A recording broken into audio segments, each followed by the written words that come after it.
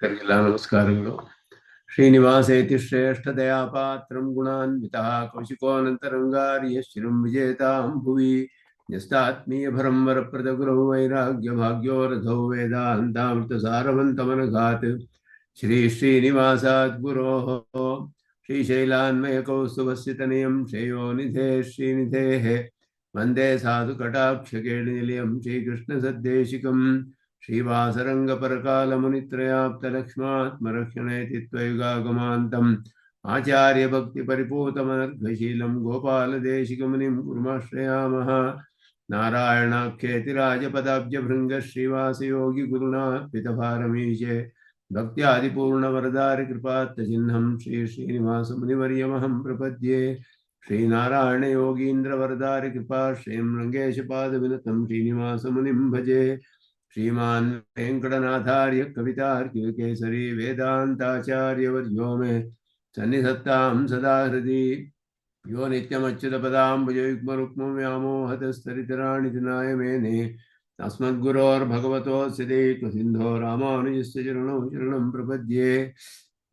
विगाहे आमुनं तीर्थं साधु वृन्दावने स्थितं निरस्तजिह्मगस्पर्शे यत्र कृष्णकृतादरः नाथेन मुनिनाथेन भवेयं नाथवानहं यस्य नैगमिकं तत्त्वं हस्तामलगताङ्गतं यस्य सारस्वतस्रोतो कुलामोदवासितं श्रुतीनां विश्रमायालं शठारिं तमुपास्महे। वन्दे वैकुण्ठसेनान्यं देवं सूत्रवती सखं यद्वेत्र शिखरस्पन्दे विश्वमेतद्व्यवस्थितं सह धर्मचरीं शौरेः सम्मन्त्रितजगद्धिताम् अनुग्रहमयीं वन्दे नित्यमज्ञातनिग्रहाम् कमप्याद्यं गुरुं वन्दे कमलागृहमेधिनं प्रवक्ता छन्दसां वक्ता पञ्चरात्रस्य स्वयं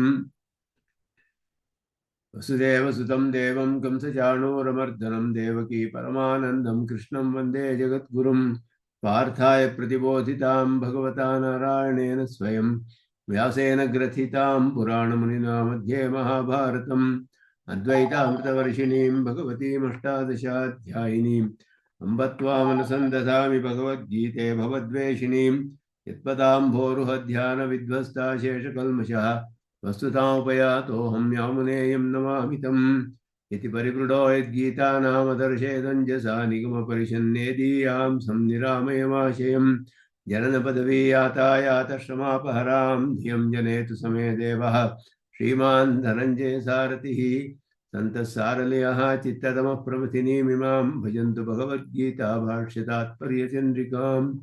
श्रीमते राम।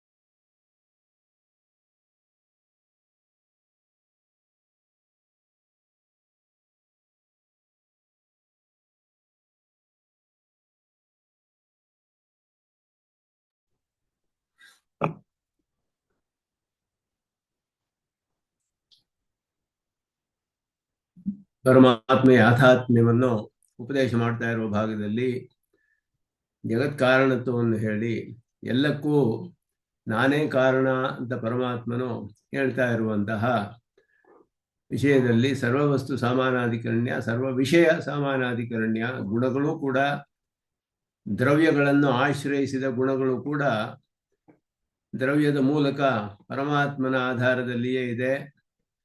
ಅವನಿಗೆ ಎಲ್ಲವೂ ಶೇಷಭೂತವಾದದ್ದು ಮೊದಲಾದದ್ದನ್ನೆಲ್ಲ ವಿಶೇಷವಾಗಿ ರಸೋಹಮಪ್ಸೋ ಮೊದಲಾದ ಶ್ಲೋಕಗಳಲ್ಲಿ ಪರಮಾತ್ಮನು ಹೇಳಿದನು. ಕೆಲವುಗಳಲ್ಲಿ ರಸಃ ಅಂತ ಹೇಳಿ, ಕೆಲವು ಪ್ರಣವ, ಪುಣ್ಯಗುಂದಃ, ಜೀವನವು, ತಪಸ್ಸು, ಬೀಜಮ್ಮಾಂ ಸರ್ವಭೂತಾನಾಂ, ಬುದ್ಧಿ ಅಂತ ಹೇಳಿ, ತೇಜಸ್ಸು ಅಂತ ಹೇಳಿ ಇದೆಲ್ಲ ಹೇಳಿದ್ರಲ್ಲ. ಇದೆಲ್ಲ ಏನು? ಎಲ್ಲವೂ ನನ್ನಿಂದಲೇ ಉತ್ಪನ್ನವಾಗಿದೆ, ನನಗೆ ಶೇಷಭೂತವಾಗಿದೆ, ಶರೀರಭೂತವಾಗಿದೆ ಅಂದರೆ ಯಾವುದನ್ನು ವಿಶೇಷವಾಗಿ ತಿಳಿಸುತ್ತೆ? ಇದು ಸ್ಪೆಸಿಫಿಕ್ ಆಗಿ ಏನನ್ನ ತಿಳಿಸುತ್ತೆ? ವಿಶೇಷವಾಗಿ ಕಿಂ ವಿಶೇಷ ಅವಿಧೀಯತೆ, ಯಾವುದು ವಿಶೇಷವಾಗಿ ತಿಳಿಸಲ್ಪಟ್ಟಿದೆ ಅಂದರೆ ಯಾವುದೆಲ್ಲ ರಾಜಸ, ಸಾತ್ವಿಕ, ರಾಜಸ, ತಾಮಸ ಭಾವಗಳು ಏನೇನು ಇದೆಯೋ ಜಗತ್ತಿನಲ್ಲಿ, ಈ ಭಾವಗಳೆಲ್ಲ ದೇಹದ ಮೂಲಕವಾಗಿಯೋ ಇಂದ್ರಿಯಗಳ ಮೂಲಕವಾಗಿಯೋ ಭೋಗ್ಯವಾಗಿಯೋ ಆಯಾ ಭಾವ ಎಲ್ಲಕ್ಕೂ ಕಾರಣವಾಗಿರುವಂತಹ ಯಾವ ಯಾವ ಭಾವಗಳು ಏನೇನು ಇದೆಯೋ ಎಲ್ಲವೂ ನನ್ನಿಂದಲೇ ಎನ್ನುವುದು ಇದರ ಅಭಿಪ್ರಾಯ ಅಂತ ಪರಮಾತ್ಮನು ತಿಳಿಸಿದ. ಇದರಿಂದ ಏನು ಹೇಳಿದೆ ಅಂದರೆ, ಕೆಲವು ಗುಣಗಳು ಹೇಳಿದೆ, ಕೆಲವು ದ್ರವ್ಯ ಹೇಳಿರಬಹುದು, ಕೆಲವು ಈ ರೀತಿ ಹೇಳಿರುವಾಗ, ವಿಶೇಷವಾದ ಸಾಮರ್ಥ್ಯಗಳು ಹೀಗೆಲ್ಲ ಹೇಳಿರುವಾಗ, ಇದೆಲ್ಲವೂ ಕೂಡ ಸಾತ್ವಿಕ ರಾಜಸ ತಾಮಸ ರೂಪವಾದ ಜಗತ್ತಿನಲ್ಲಿ ಭಾವಗಳು. ಇದೆಲ್ಲ ದೇಹದ ಮೂಲಕ ಇಂದ್ರಿಯಗಳ ಮೂಲಕ ಭೋಗ್ಯತ್ವವಾಗಿಯೂ ಕೂಡ ಭೋಗ್ಯವಾಗಿರುವ ಪದಾರ್ಥಗಳಾಗಿದೆ. ಇವುಗಳಿಗೆಲ್ಲ, ಈ ಭೋಗಕ್ಕೆ ಇದಕ್ಕೆಲ್ಲ ಕಾರಣವಾಗಿರುವಂತಹದ್ದು ಎಲ್ಲದಕ್ಕೂ ಎಲ್ಲ ಭಾವಗಳು ಕೂಡ ನನ್ನಿಂದಲೇ ಉತ್ಪನ್ನವಾಗಿದೆ. ಎಲ್ಲವೂ ನನಗೆ ಶರೀರಭೂತವಾಗಿ ನನ್ನಲ್ಲಿಯೇ ಆಧಾರವಾಗಿದೆ, ನನ್ನ ಆಧಾರದಲ್ಲಿಯೇ ಇದೆ. ಮೈಯೇವ ಅವಸ್ಥಿತ. ಆದರೆ ನಾನು ಅವುಗಳ ಆಧಾರದಲ್ಲಿಲ್ಲ ಅಂತ ಹೇಳಿ ಬೇರೆ ಆತ್ಮನ ವಿಷಯದಲ್ಲಿ ಹೇಳುವಾಗ, ಶರೀರದಿಂದ ಆತ್ಮನಿಗೂ ಒಂದು ಪ್ರಯೋಜನವಿದೆ, ಆತ್ಮನಿಗೆ ಶರೀರ ಪ್ರಯೋಜನವಿದೆಯಲ್ಲ, ಹಾಗೆ ಇದೆಯಾ ಅಂತ ಹೇಳಿದ್ರೆ ಆ ರೀತಿಯಲ್ಲ. ನನಗೆ ಇವುಗಳಿಂದ ಏನು ಪ್ರಯೋಜನವಿಲ್ಲ ಅಂತ ಹೇಳಿದ್ರೆ ಅದರಿಂದ ಏನು ಆ ರೀತಿಯಾದ ಉಪಕಾರವಿಲ್ಲ. ಆತ್ಮನಿಗೆ ಹೇಗೆ ಶರೀರವು ಧರ್ಮ ಸಾಧನವಾದ ರೂಪದಿಂದ ಉಪಕಾರವಾಗುತ್ತೋ, ಭೋಗಗಳಿಗೆ ಉಪಕಾರವಾಗುತ್ತೋ, ಆ ರೀತಿಯ ಉಪಕಾರ ನನಗೆ ಇವುಗಳಿಂದ ಇಲ್ಲ ಅನ್ನುವುದರ್ಥ. ಸೃಷ್ಟಿಯಿಂದ ಪ್ರಯೋಜನವೇ ಇಲ್ಲ ಅಂತ ಅರ್ಥವಲ್ಲ. ಸೃಷ್ಟಿಯು ಕೇವಲ ಲೀಲಾ ಅಂತ ಹೇಳಲ್ಪಟ್ಟಿದೆ, ಒಂದು ಪ್ರಯೋಜನವಿದೆ. ಒಬ್ಬ ಸಾರ್ವಭೌಮನಾದವನು ಕೂಡ ಚಿಕ್ಕ ಮಕ್ಕಳವರ ಜೊತೆ ಚೆಂಡಾಟವನ್ನು ಆಡಬಹುದು. ಅವನಿಗೆ ಎಲ್ಲ ವಿಧವಾದ ಭೋಗಗಳು ಇದ್ದರೂ ಅವನು ವಿಹಾರಕ್ಕಾಗಿ ಕೆಲವು ಚೆಂಡಾಟ ಆಡ್ತಾನೆ, ಇನ್ನೇನೋ ಒಂದು ಆಟವಾಡ್ತಾನೆ, ಈ ರೀತಿ ಎಲ್ಲ ಮಾಡ್ತಾನಲ್ಲ.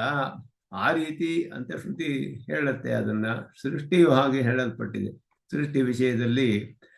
ಆದರೆ ಅದು ಕಡೆಯಲ್ಲಿ ಅದೆಲ್ಲ ದಯಾಕಾರ್ಯ ಅನ್ನುವುದೇ ಅವನಿಗೆ ಕರ್ತೃತ್ವ ಅಂತ ಹೇಳಿರೋದು. ಸೃಷ್ಟಿಯಲ್ಲಿ ಪರಮಾತ್ಮನಿಗೆ ಕರ್ಮದಿಂದ ಬರುವಂತಹದ್ದಲ್ಲ. ಆದರೆ ಅವನು ಸಾಮಾನ್ಯವಾದ ಸೃಷ್ಟಿ ಕ್ರಿಯೆಯನ್ನು ಮಾಡ್ತಾನೆ ಸಂಕಲ್ಪದಿಂದ.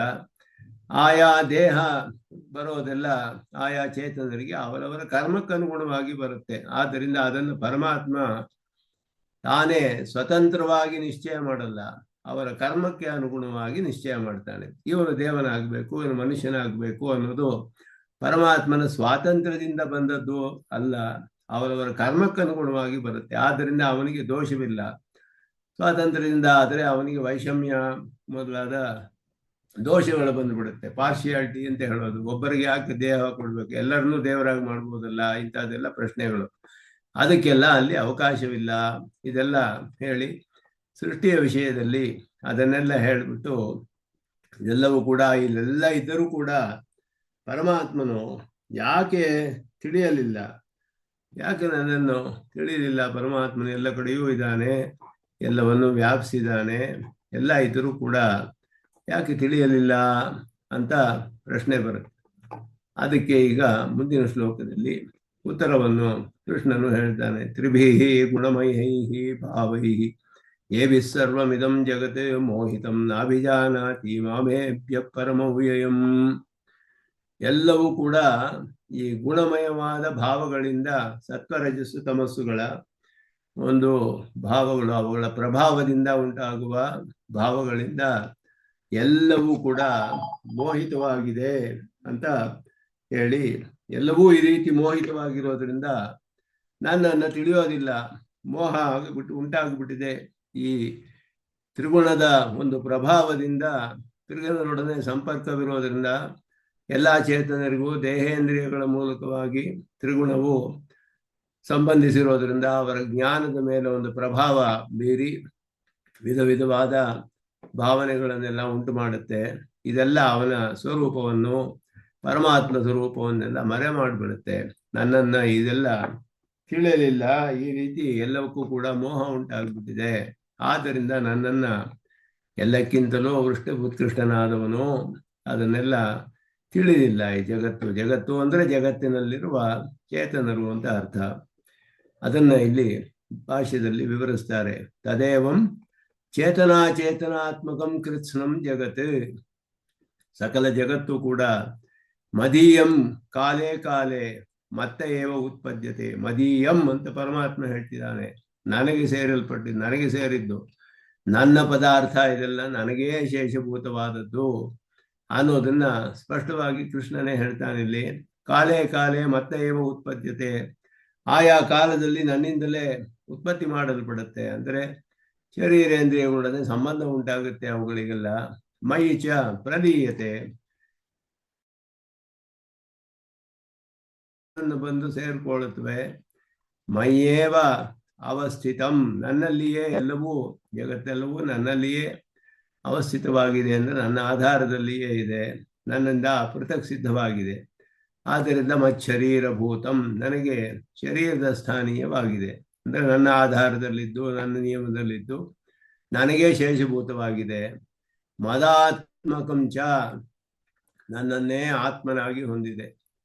ಇತಿ ಅಹಮೇವ ಕಾರಣಾವಸ್ಥಾಯಾಂ ಕಾರ್ಯಾವಸ್ಥಾಯಾಂ ಚ ಸರ್ವಶರೀರತೆಯ ಸರ್ವಪ್ರಕಾರ ಅವಸ್ಥಿತಃ. ಎಲ್ಲ ಅವಸ್ಥೆಗಳಲ್ಲಿಯೂ, ಕಾರಣಾವಸ್ಥೆಯಾಗಲಿ ಕಾರ್ಯಾವಸ್ಥೆಯಾಗಲಿ, ಕಾರಣಾವಸ್ಥೆ ಅಂದರೆ ಸೃಷ್ಟಿಗೆ ಪೂರ್ವವಾದ ಅವಸ್ಥೆ, ಪ್ರಳಯದ ಅವಸ್ಥೆ. ಕಾರ್ಯಾವಸ್ಥೆ ಅಂದರೆ ಸ್ಥೂಲವಾಗಿ ಪರಿಣಾಮ ಹೊಂದಿ ವಿವಿಧವಾಗಿ ನಾಮರೂಪ ವಿಭಾಗವನ್ನು ಹೊಂದಿರುವ ಅವಸ್ಥೆ. ಎಲ್ಲ ಅವಸ್ಥೆಗಳಲ್ಲಿಯೂ ಅದು ನನ್ನ ಶರೀರವೇ, ಅಂದರೆ ನನಗೆ ಅಪೃಥಕ್ ಸಿದ್ಧವಾಗಿ ನನ್ನ ಆಧಾರದಲ್ಲಿಯೇ ನನ್ನ ನಿಯಮದಲ್ಲಿಯೇ ನನಗೇ ಶೇಷಭೂತವಾಗಿದೆ. ಆದ್ದರಿಂದ ಇದನ್ನೆಲ್ಲವನ್ನು ಪ್ರಕಾರವಾಗುಳ್ಳ ನಾನೇ ಇರುವುದು ಎಲ್ಲ ಕಾಲದಲ್ಲಿಯೂ, ಇದೆಲ್ಲವೂ ನಾನೇ ಆಗಿದ್ದೇನೆ.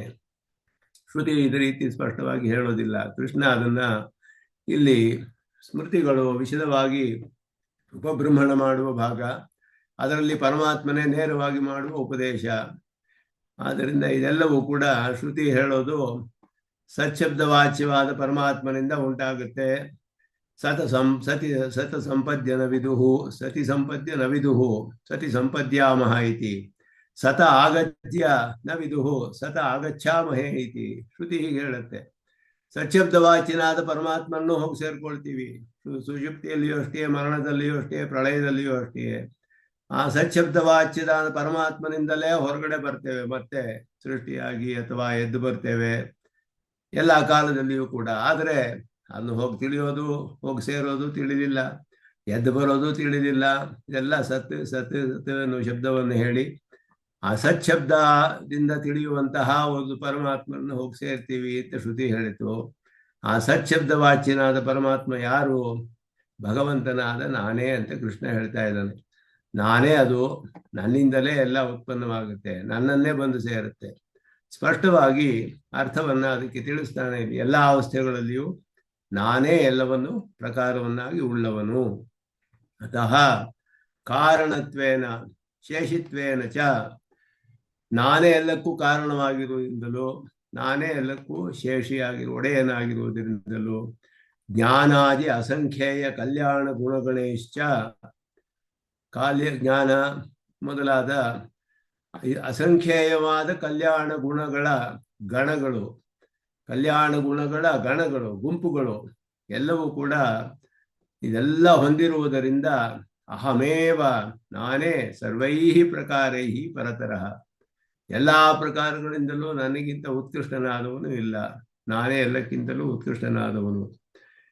ಮತ್ತಃ ಅನ್ಯತ್ ಕೇನಾಪಿ ಕಲ್ಯಾಣ ಗುಣಗಳೇನ ಪರತರಂ ನ ವಿದ್ಯತೆ, ನನಗಿಂತ ಅಧಿಕವಾದದ್ದು ಯಾವುದೂ ಇಲ್ಲ. ನನ್ನಂತಹ ಕಲ್ಯಾಣ ಗುಣಗಳನ್ನೆಲ್ಲ ಹೊಂದಿ ಪರತರನಾದವನು ಯಾರೂ ಇಲ್ಲ. ಆದ್ದರಿಂದ ಅನ್ಯತ್ ಕೇನಾಪಿ ಪರತರಂ ನ ವಿದ್ಯತೆ, ನನಗಿಂತ ಉತ್ಕೃಷ್ಟವಾದ ಗುಣಗಳನ್ನು ಉಳ್ಳ ಯಾವ ವಸ್ತುವೂ ಇಲ್ಲ ಲೋಕದಲ್ಲಿ. ಏವಂ ಭೂತಂ ಮಾಂ, ಹೀಗಿರುವಂತಹ ನನ್ನನ್ನು ತ್ರಿಭ್ಯ ಸಾತ್ವಿಕ ರಾಜಸ ತಾಮಸ ಗುಣಮಯೇಭ್ಯ, ಸಾತ್ವಿಕ ಗುಣಮಯವಾದದ್ದು, ರಾಜಸ ತಾಮಸ ಮೊದಲಾದ ಗುಣಮಯಗಳವಾದ್ದರಿಂದ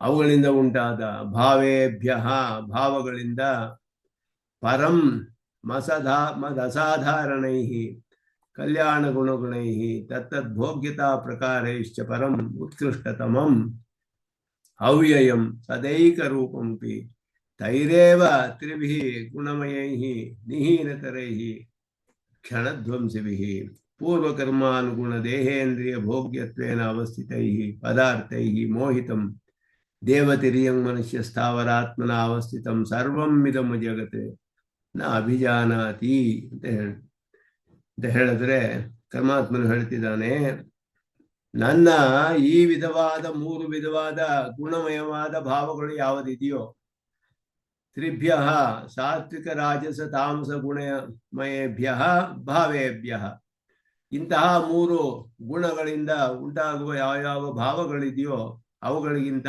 ಉತ್ಕೃಷ್ಟನಾದ ಪರಂ ಮದಸಾಧಾರಣೈ ಉತ್ಕೃಷ್ಟವಾದ ನನಗೇ ಅಸಾಧಾರಣವಾದ ಕಲ್ಯಾಣ ಗುಣಗಳಿಂದಲೂ ಕಲ್ಯಾಣ ಗುಣಗಳ ಗಣಗಳಿಂದಲೂ ಅವುಗಳ ಭೋಗ್ಯತಾ ಪ್ರಕಾರಗಳಿಂದಲೂ ಅತ್ಯಂತ ಉತ್ಕೃಷ್ಟನಾದವನು, ಪರಂ ಉತ್ಕೃಷ್ಟತಮಂ ಅತ್ಯಂತ ಉತ್ಕೃಷ್ಟನಾದ ನನ್ನನ್ನು ಅವ್ಯಯಂ ಸದೈಕ ರೂಪಮಪಿ ಯಾವಾಗಲೂ ಏಕರೂಪವಾಗಿದ್ದೇನೆ, ಯಾವ ವಿಕಾರವೂ ಇಲ್ಲ ನನಗೆ, ಏಕರೂಪವಾಗಿದ್ದೇನೆ ಯಾವಾಗಲೂ.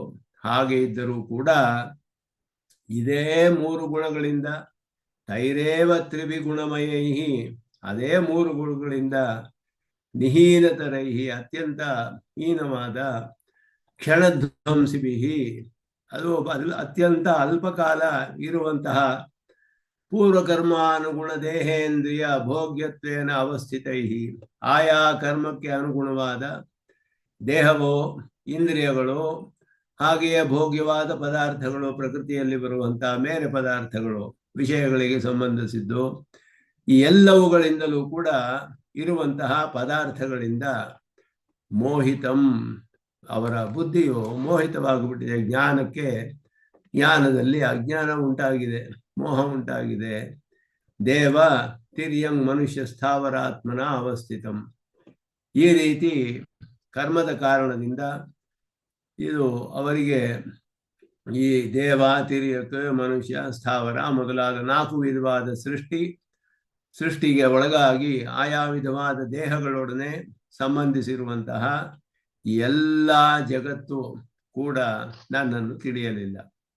ಅದರಿಂದ ಇದೆಲ್ಲಕ್ಕಿಂತಲೂ ಉತ್ಕೃಷ್ಟನಾದ ನಾನು, ಕಲ್ಯಾಣ ಗುಣಗಳಿಂದಲೂ ಕೂಡ ಭೋಗ್ಯತಾ ಪ್ರಕಾರದಿಂದಲೂ ಕೂಡ ನನಗಿಂತ ಒಂದು ಉತ್ಕೃಷ್ಟವಾದ ಒಂದು ಪದಾರ್ಥವಿಲ್ಲ.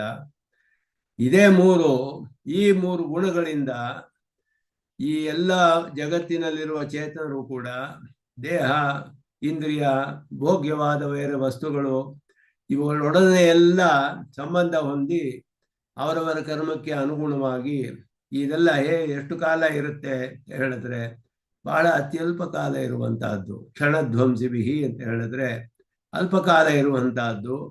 ಇದು ಬಹಳ ನಿಕೃಷ್ಟವಾದದ್ದು. ಈ ಪ್ರಾಕೃತವಾದ ಅನುಭವಗಳೆಲ್ಲ ಏನಿದೆಯೋ ಈ ಭಾವಗಳಿಂದ ಉಂಟಾಗುವುದು ಇದೆಲ್ಲ ಬಹಳ ನಿಕೃಷ್ಟವಾದದ್ದು. ಪರಮಾತ್ಮನ ಕಲ್ಯಾಣ ಗುಣಗಳ ಅನುಭವ ಅತ್ಯಂತ ಉತ್ಕೃಷ್ಟವಾದದ್ದು. ಈ ನಿಕೃಷ್ಟವಾದ ಈ ಭಾವಗಳು ಅವರಿಗೆ ಹೇಗೆ ಬಂತು ಅಂದರೆ ದೇಹ ಇಂದ್ರಿಯ ಇವುಗಳ ಸಂಬಂಧದಿಂದಲೂ ಮತ್ತೆ ಇತರ ಭೋಗ್ಯವಾದ ಪದಾರ್ಥಗಳು ಪ್ರಪಂಚದಲ್ಲಿ ಎಷ್ಟೋ ಇದೆ, ಅವುಗಳನ್ನೆಲ್ಲ ಇವನು ಅನುಭವಿಸ್ತಾನೆ ಅವರ ಕರ್ಮಕ್ಕೆ ಅನುಗುಣವಾಗಿ. ಅದೆಲ್ಲ ಅನುಭವಿಸಕ್ಕೆ ಅವರಿಗೆ ದೇಹ ಮನುಷ್ಯಾದಿ ಶರೀರಗಳ ಸಂಬಂಧವೆಲ್ಲ ಬರುತ್ತೆ. ಇವುಗಳಿಂದ ಇದೆಲ್ಲರಿಂದಲೂ ಮೋಹಿತವಾಗಿದೆ. ಮೋಹವನ್ನು ಉಂಟಾಗ್ಬಿಟ್ಟು ಅವರಿಗೆ ಬುದ್ಧಿಯು ಜ್ಞಾನವು ಸಂಕುಚಿತವಾಗಿಬಿಟ್ಟಿದೆ. ಆದ್ದರಿಂದ ಹೀಗಿರುವ ಈ ಜಗತ್ತಿನಲ್ಲಿರುವ ಸಕಲವು ಕೂಡ ನನ್ನನ್ನ ತಿಳಿಲಿಲ್ಲ ಅನ್ನೋದು ಪರಮಾತ್ಮನ ಹೇಳ್ತಾ ಇದ್ದಾನೆ. ತನ್ನ ಒಂದು ಉತ್ಕೃಷ್ಟತೆಯನ್ನು ಹೇಳಿ ಜಗತ್ತಿನಲ್ಲಿ ಯಾರೂ ನನ್ನನ್ನು ತಿಳಿಯೋದಿಲ್ಲ. ಯಾಕೆ ಅಂತ ಹೇಳಿದ್ರೆ ಈ ರೀತಿಯಾದ ಅವರ ಕರ್ಮಕ್ಕೆ ಅನುಗುಣವಾಗಿ ಅವರಿಗೆ ಈ ತ್ರಿಗುಣಗಳ ಒಂದು ಪ್ರಭಾವ, ಆ ರೀತಿಯ ಆಶ್ಚರ್ಯವಾದ ಪ್ರಭಾವ ಉಂಟಾಗುತ್ತೆ. ಜ್ಞಾನವೆಲ್ಲ ಸಂಕುಚಿತವಾಗಿಬಿಟ್ಟಿದೆ ಅಂತ ಹೇಳಿ ಈ ರೀತಿ ತನ್ನ ಮೊದಲು ಯಾಥಾತ್ಮ್ಯವನ್ನು ಉಪದೇಶ ಮಾಡಿ, ಯಾಥಾತ್ಮ್ಯವು ಹೀಗಿದ್ದರೂ ಕೂಡ ಯಾರೂ ನನ್ನನ್ನು ತಿಳಿಯಲಿಲ್ಲ ಅನ್ನೋದನ್ನ ಇಲ್ಲಿ ಹೇಳ್ತಿದ್ದಾರೆ. ಏವಂ ಸ್ವಯಾಥಾತ್ಮ್ಯಂ ಉಪದಿಷ್ಟಂ ತದೇವಂ ಅಂತ ಆರಂಭಿಸಿದ್ರು ಭಾಷಿಕಾರರು ವ್ಯಾಖ್ಯಾನದಲ್ಲಿ. ತತ್ ಏವಂ, ಈ ರೀತಿ ಪರಮಾತ್ಮನ ಯಾಥಾತ್ಮ್ಯವು ಉಪದಿಷ್ಟವಾಯಿತು. ಈಗ ತ್ರಿಭಿಃ ಇತ್ಯಾದಿನ ಪ್ರಕೃತ್ಯಾಸ್ಯ ತಿರೋಧಿಂ ಉಪದಿಶತಿ. ಪ್ರಕೃತಿಯಾಸ್ಯ ತಿರೋಧಿ, ಪ್ರಕೃತಿಯು ಅದನ್ನು ಮರೆಸಿಬಿಟ್ಟಿದೆ. ತನ್ನ ಉತ್ಕೃಷ್ಟತೆಯನ್ನು ಹೇಳಿ ತನ್ನ ಒಂದು ಸ್ವಯಾಥಾತ್ಮ್ಯವನ್ನು ತಿಳಿಸಿ ಇದೆಲ್ಲವೂ ಮರೆ ಮಾಡಲ್ಪಟ್ಟು ಬಿಟ್ಟಿದೆ ಲೋಕದಲ್ಲಿ. ಯಾಕೆ ಅಂತ ಹೇಳಿದ್ರೆ ಪ್ರಕೃತಿಯಿಂದ, ಅದರ ಒಂದು ತ್ರಿಗುಣಾತ್ಮಕವಾದ ಪ್ರಕೃತಿ, ಅದುವೇ ದೇಹದ ರೂಪದಲ್ಲಿಯೋ ಇಂದ್ರಿಯ ರೂಪದಲ್ಲಿಯೋ ಇತರ ಭೋಗ್ಯವಾದ ಪದಾರ್ಥಗಳೆಲ್ಲ ನಾವು ಮಾಡುವ ಊಟ ಇದು ಎಲ್ಲವೂ ಕೂಡ ಪ್ರಕೃತಿಯೇ, ಪ್ರಾಕೃತ ಪದಾರ್ಥಗಳು ಭೋಗ್ಯವಾದವು. ಅದೆಲ್ಲ ಶಬ್ದ ಸ್ಪರ್ಶ ರೂಪ ರಸಗಂಧಗಳಿಗೆ ವಿಷಯವಾದ ಸಕಲವೂ ಕೂಡ, ಇದೆಲ್ಲವೂ ಕೂಡ ಭೋಗ್ಯವಾಗಿ ಇರುವಂತಹದ್ದು. ಮತ್ತೆ ನಮ್ಮ ದೇಹೇಂದ್ರಿಯಗಳು ಉಪಕರಣ ಮೊದಲಾದದ್ದು ಇವುಗಳೆಲ್ಲವೂ ತ್ರಿಗುಣಾತ್ಮಕವಾದದ್ದೇ. ಇದರಿಂದ ಎಲ್ಲ ಮರೆಯಾಗಿಬಿಟ್ಟಿದೆ. ಇದು ಅವನ ಜ್ಞಾನವನ್ನ ಸಂಕುಚಿತವಾಗಿ ಮಾಡಿಬಿಟ್ಟಿದೆ. ಯಾಕೆ ಹೀಗಾಯಿತು ಅಂದ್ರೆ ಅವರ ಕರ್ಮ ಫಲವನ್ನು ಅನುಭವಿಸೋಕ್ಕೋಸ್ಕರ ಇದೆಲ್ಲ ಉಂಟಾಗಿದೆ ಅವರಿಗೆ. ಅದನ್ನ ತಿಳಿಸ್ತಾನೆ. ಅದನ್ನು ಹೇಗೆ ನಾವು ಬಿಡಿಸ್ಕೊಳ್ಳೋದು ಉಪಾಯವನ್ನು ಮುಂದೆ ತಿಳಿಸ್ತಾನೆ. ಪ್ರಕೃತಿಯಾಸ್ಯ ತಿರೋಧಿ ಅಂತ ಗೀತಾರ್ಥ ಸಂಗ್ರಹದಲ್ಲಿ ಯಾಮನಾಚಾರ್ಯರು ಹೇಳಿರುವಂತಹದ್ದು. ಸ್ವಯಾಥಾತ್ಮ್ಯಂ ಪ್ರಕೃತಿಯಾಸ್ಯ ತಿರೋಧಿ ಶರಣಾಗತಿ, ಇದೆಲ್ಲ ಅವರು ಅರ್ಥಗಳನ್ನು ಹೇಳಿದರು. ಈ ಅಧ್ಯಾಯದ ಅರ್ಥಗಳನ್ನು ಸೂಕ್ಷ್ಮವಾಗಿ 4-5 ಪದಗಳಲ್ಲಿ ಹೇಳ್ತಾರವರು. ಅದರಲ್ಲಿ ಪ್ರಕೃತಿಯಾಸ್ಯ ತಿರೋಧಿ ಅನ್ನೋದು ಒಂದು, ಅದನ್ನ ಇಲ್ಲಿ ಉಪದೇಶ ಮಾಡ್ತಾ ಇದ್ದಾನೆ.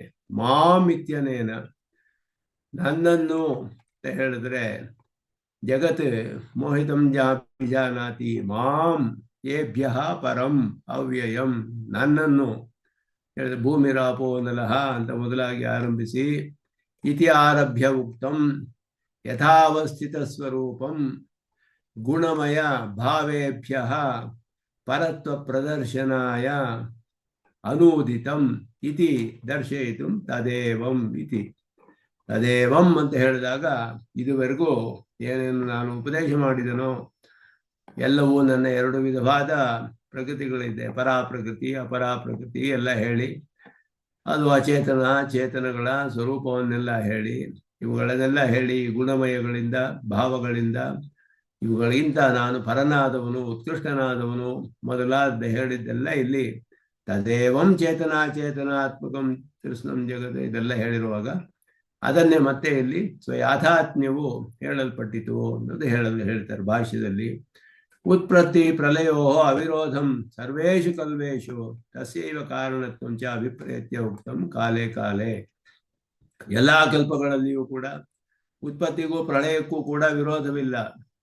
ಪ್ರಳಯ ಅಂದ್ರೆ ನಾಶವಾಗೋದಿಲ್ಲ, ಪೂರ್ಣವಾಗಿ ಸ್ವರೂಪ ನಾಶವಿಲ್ಲ. ಉತ್ಪತ್ತಿ ಅಂತ ಹೇಳಿದ್ರೆ ಹೊಸದಾಗಿ ಉತ್ಪನ್ನವಾಗುವುದಿಲ್ಲ. ಇರುವ ದ್ರವ್ಯಕ್ಕೆ ವಿಧ ವಿಧವಾದ ಅವಸ್ಥೆಗಳು ಬರುತ್ತೆ. ಪ್ರಳಯ ಅನ್ನೋದು ಒಂದು ಅವಸ್ಥೆ ಈ ಪದಾರ್ಥಗಳಿಗೆಲ್ಲ, ಉತ್ಪತ್ತಿ ಅನ್ನೋದು ಇನ್ನೊಂದು ಅವಸ್ಥೆ. ಆ ಅವಸ್ಥೆಯಲ್ಲಿ ಇರುವ 2 ಪ್ರಧಾನವಾದ ಪದಾರ್ಥಗಳು ಚಿತ್ ಮತ್ತೆ ಅಚಿತ್, 2 ಪದಾರ್ಥಗಳು. ಇಲ್ಲಿ ಪ್ರಕೃತಿ ಅಂತ ಹೇಳುವಂತಹದ್ದು ಅದು ಅಚೇತನವಾದ ಪದಾರ್ಥ. ಅಚೇತನವು ಕಾರಣಾವಸ್ಥೆಯಲ್ಲಿಯೂ ಸ್ವರೂಪ ನಾಶವಿಲ್ಲ, ಅವ್ಯಕ್ತವಾಗಿ ಇರುತ್ತೆ, ಅತ್ಯಂತ ಸೂಕ್ಷ್ಮವಾದ ರೂಪದಲ್ಲಿ. ಕಾರ್ಯಾವಸ್ಥೆಯಲ್ಲಿ ಸ್ಥೂಲ ರೂಪವಾಗಿ ಪ್ರಪಂಚದ ಅನೇಕ ಪದಾರ್ಥಗಳಾಗಿ ಪರಿಣಾಮ ಹೊಂದುತ್ತೆ ಸ್ವರೂಪದಲ್ಲಿ.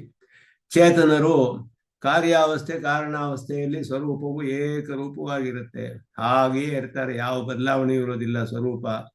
ಸ್ವಭಾವದಲ್ಲಿ ಸಂಕೋಚ ವಿಕಾಸಗಳು ಉಂಟಾಗುತ್ತೆ, ಈ ರೀತಿಯಾದ ಬದಲಾವಣೆ ಆಗುತ್ತೆ ಅವರಿಗೆ. ಆದರೆ ಪದಾರ್ಥ ದ್ರವ್ಯ ನಾಶವಾಗುವುದಿಲ್ಲ. ಆದ್ದರಿಂದ ಉತ್ಪತ್ತಿ ಅಂದ್ರೆ ಹೊಸದಾಗಿ ದ್ರವ್ಯ ಉತ್ಪನ್ನವಾಗುವುದಿಲ್ಲ. ಇರುವ ಚೇತನವು ಪ್ರಕೃತಿ ಅದೇ ಪದಾರ್ಥಗಳೇ. ನಾಶ ಪ್ರಳಯ ಅಂತ ಹೇಳಿದ್ರು ಕೂಡ ಅದು ಪೂರ್ಣವಾಗಿ ನಾಶವಾಗುವುದಿಲ್ಲ, ಅದರ ಬೇರೆ ಒಂದು ಅವಸ್ಥೆಯಲ್ಲಿ ಇರುತ್ತೆ. ನಾಮರೂಪ ವಿಭಾಗವಾದ ರಹಿತವಾದ ಅವಸ್ಥೆಯಲ್ಲಿ ಇರುತ್ತೆ ಎಲ್ಲವೂ ಕೂಡ. ನಾಮರೂಪ ವಿಭಾಗ ಇರುವ ಅವಸ್ಥೆಯಲ್ಲಿ ಇರುತ್ತೆ ಸೃಷ್ಟಿಯಲ್ಲಿ. ಇನ್ನು ವಿರೋಧವಿಲ್ಲ, ದ್ರವ್ಯ ನಾಶವಿಲ್ಲ.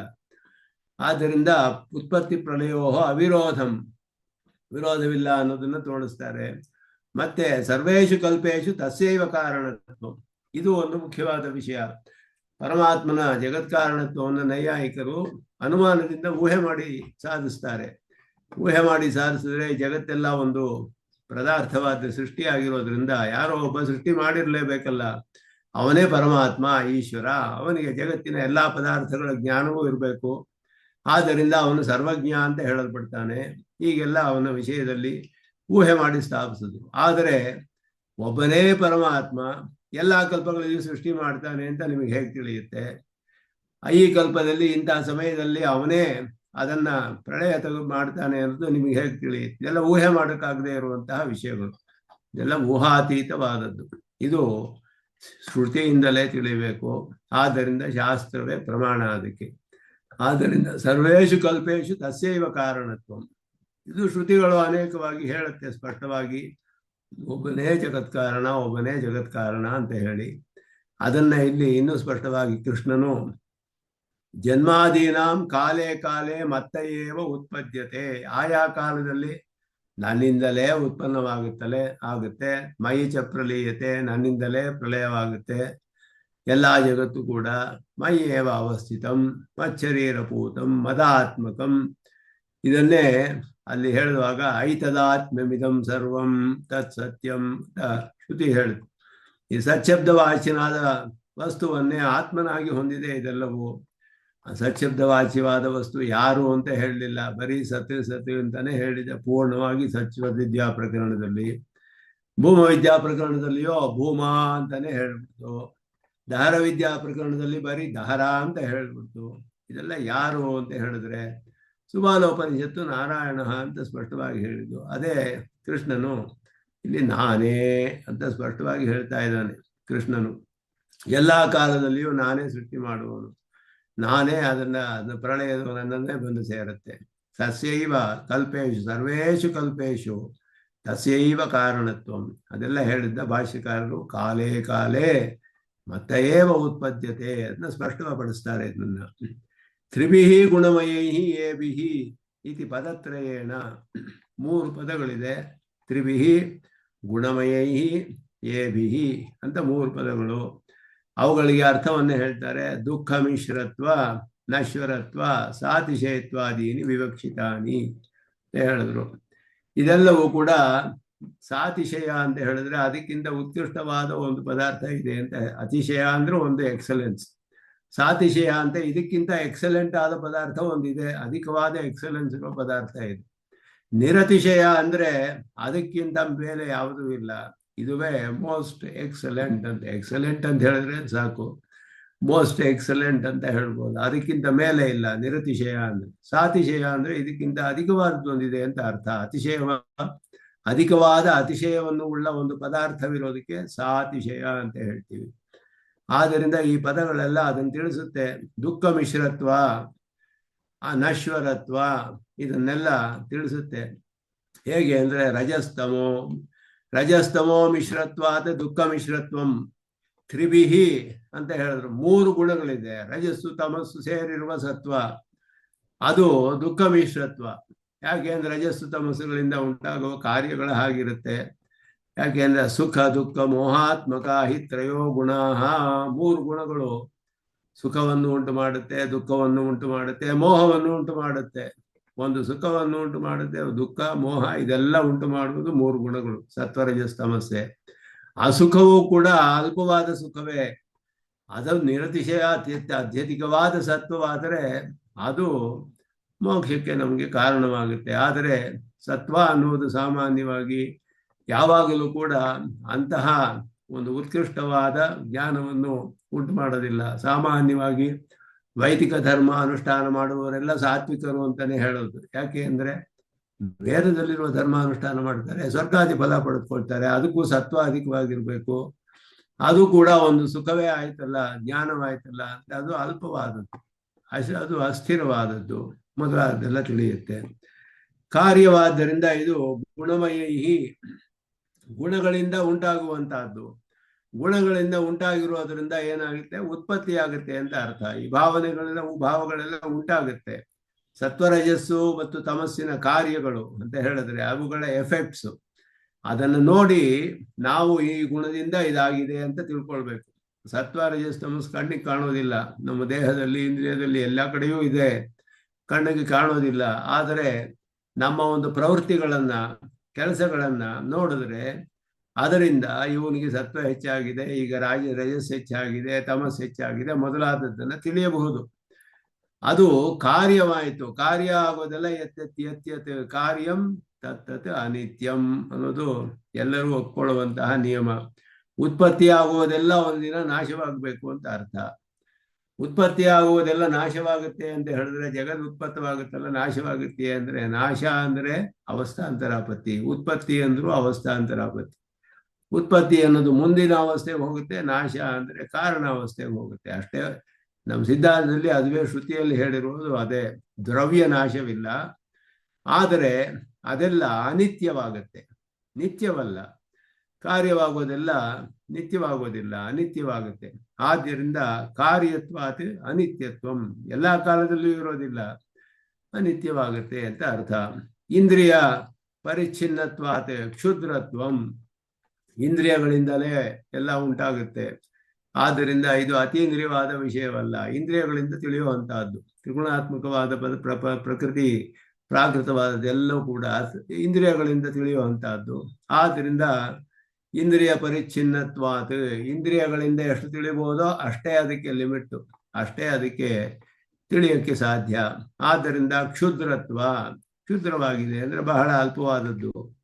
ಆದ್ದರಿಂದ ಮಾಮೇಭ್ಯ ಪರಮವ್ಯಯಂ ಇತಿತು, ನನ್ನನ್ನು ಇವುಗಳಿಗಿಂತ ಉತ್ಕೃಷ್ಟನಾದವನು, ಮಾಮೇಭ್ಯ ಪರಂ, ಇವುಗಳೆಲ್ಲರಿಗಿಂತಲೂ ಉತ್ಕೃಷ್ಟನಾದವನು ನನ್ನನ್ನು ಅಂತ ಇಲ್ಲಿ ಹೇಳ್ತಾ ಇರೋದ್ರಿಂದ, ತ್ರಿಭಿಃ ನಿಖಿಲಹೇಯ ಪ್ರತ್ಯನೇಕ ಸ್ವರೂಪತ್ವ ನಿರತಿಶಯ ಆನಂದತ್ವ ನಿತ್ಯತ್ವ ಅನ್ಯಾಭಿಪ್ರೇತ ನೀತಿ ದರ್ಶಯತಿ ಏವಂ ಭೂತಮಿತಿ ಅಂತ ಹೇಳಿ.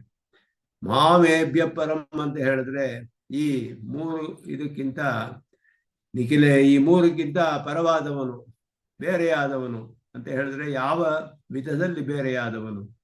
ನಿಖಿಲಹೇಯ ಪ್ರತ್ಯನೇಕ ಸ್ವರೂಪ ಅನ್ನೋದು ಒಂದು, ಯಾವ ಒಂದು ದೋಷದ ಸ್ಪರ್ಶವೇ ಇಲ್ಲದಂತಹ ಸ್ವರೂಪವನ್ನು ಉಳ್ಳವನು, ನಿರತಿಶಯ ಆನಂದತ್ವವನ್ನು ಉಳ್ಳವನು, ಅದಕ್ಕಿಂತ ಅತಿಶಯವಾದ ಒಂದು ಆನಂದವಿಲ್ಲ.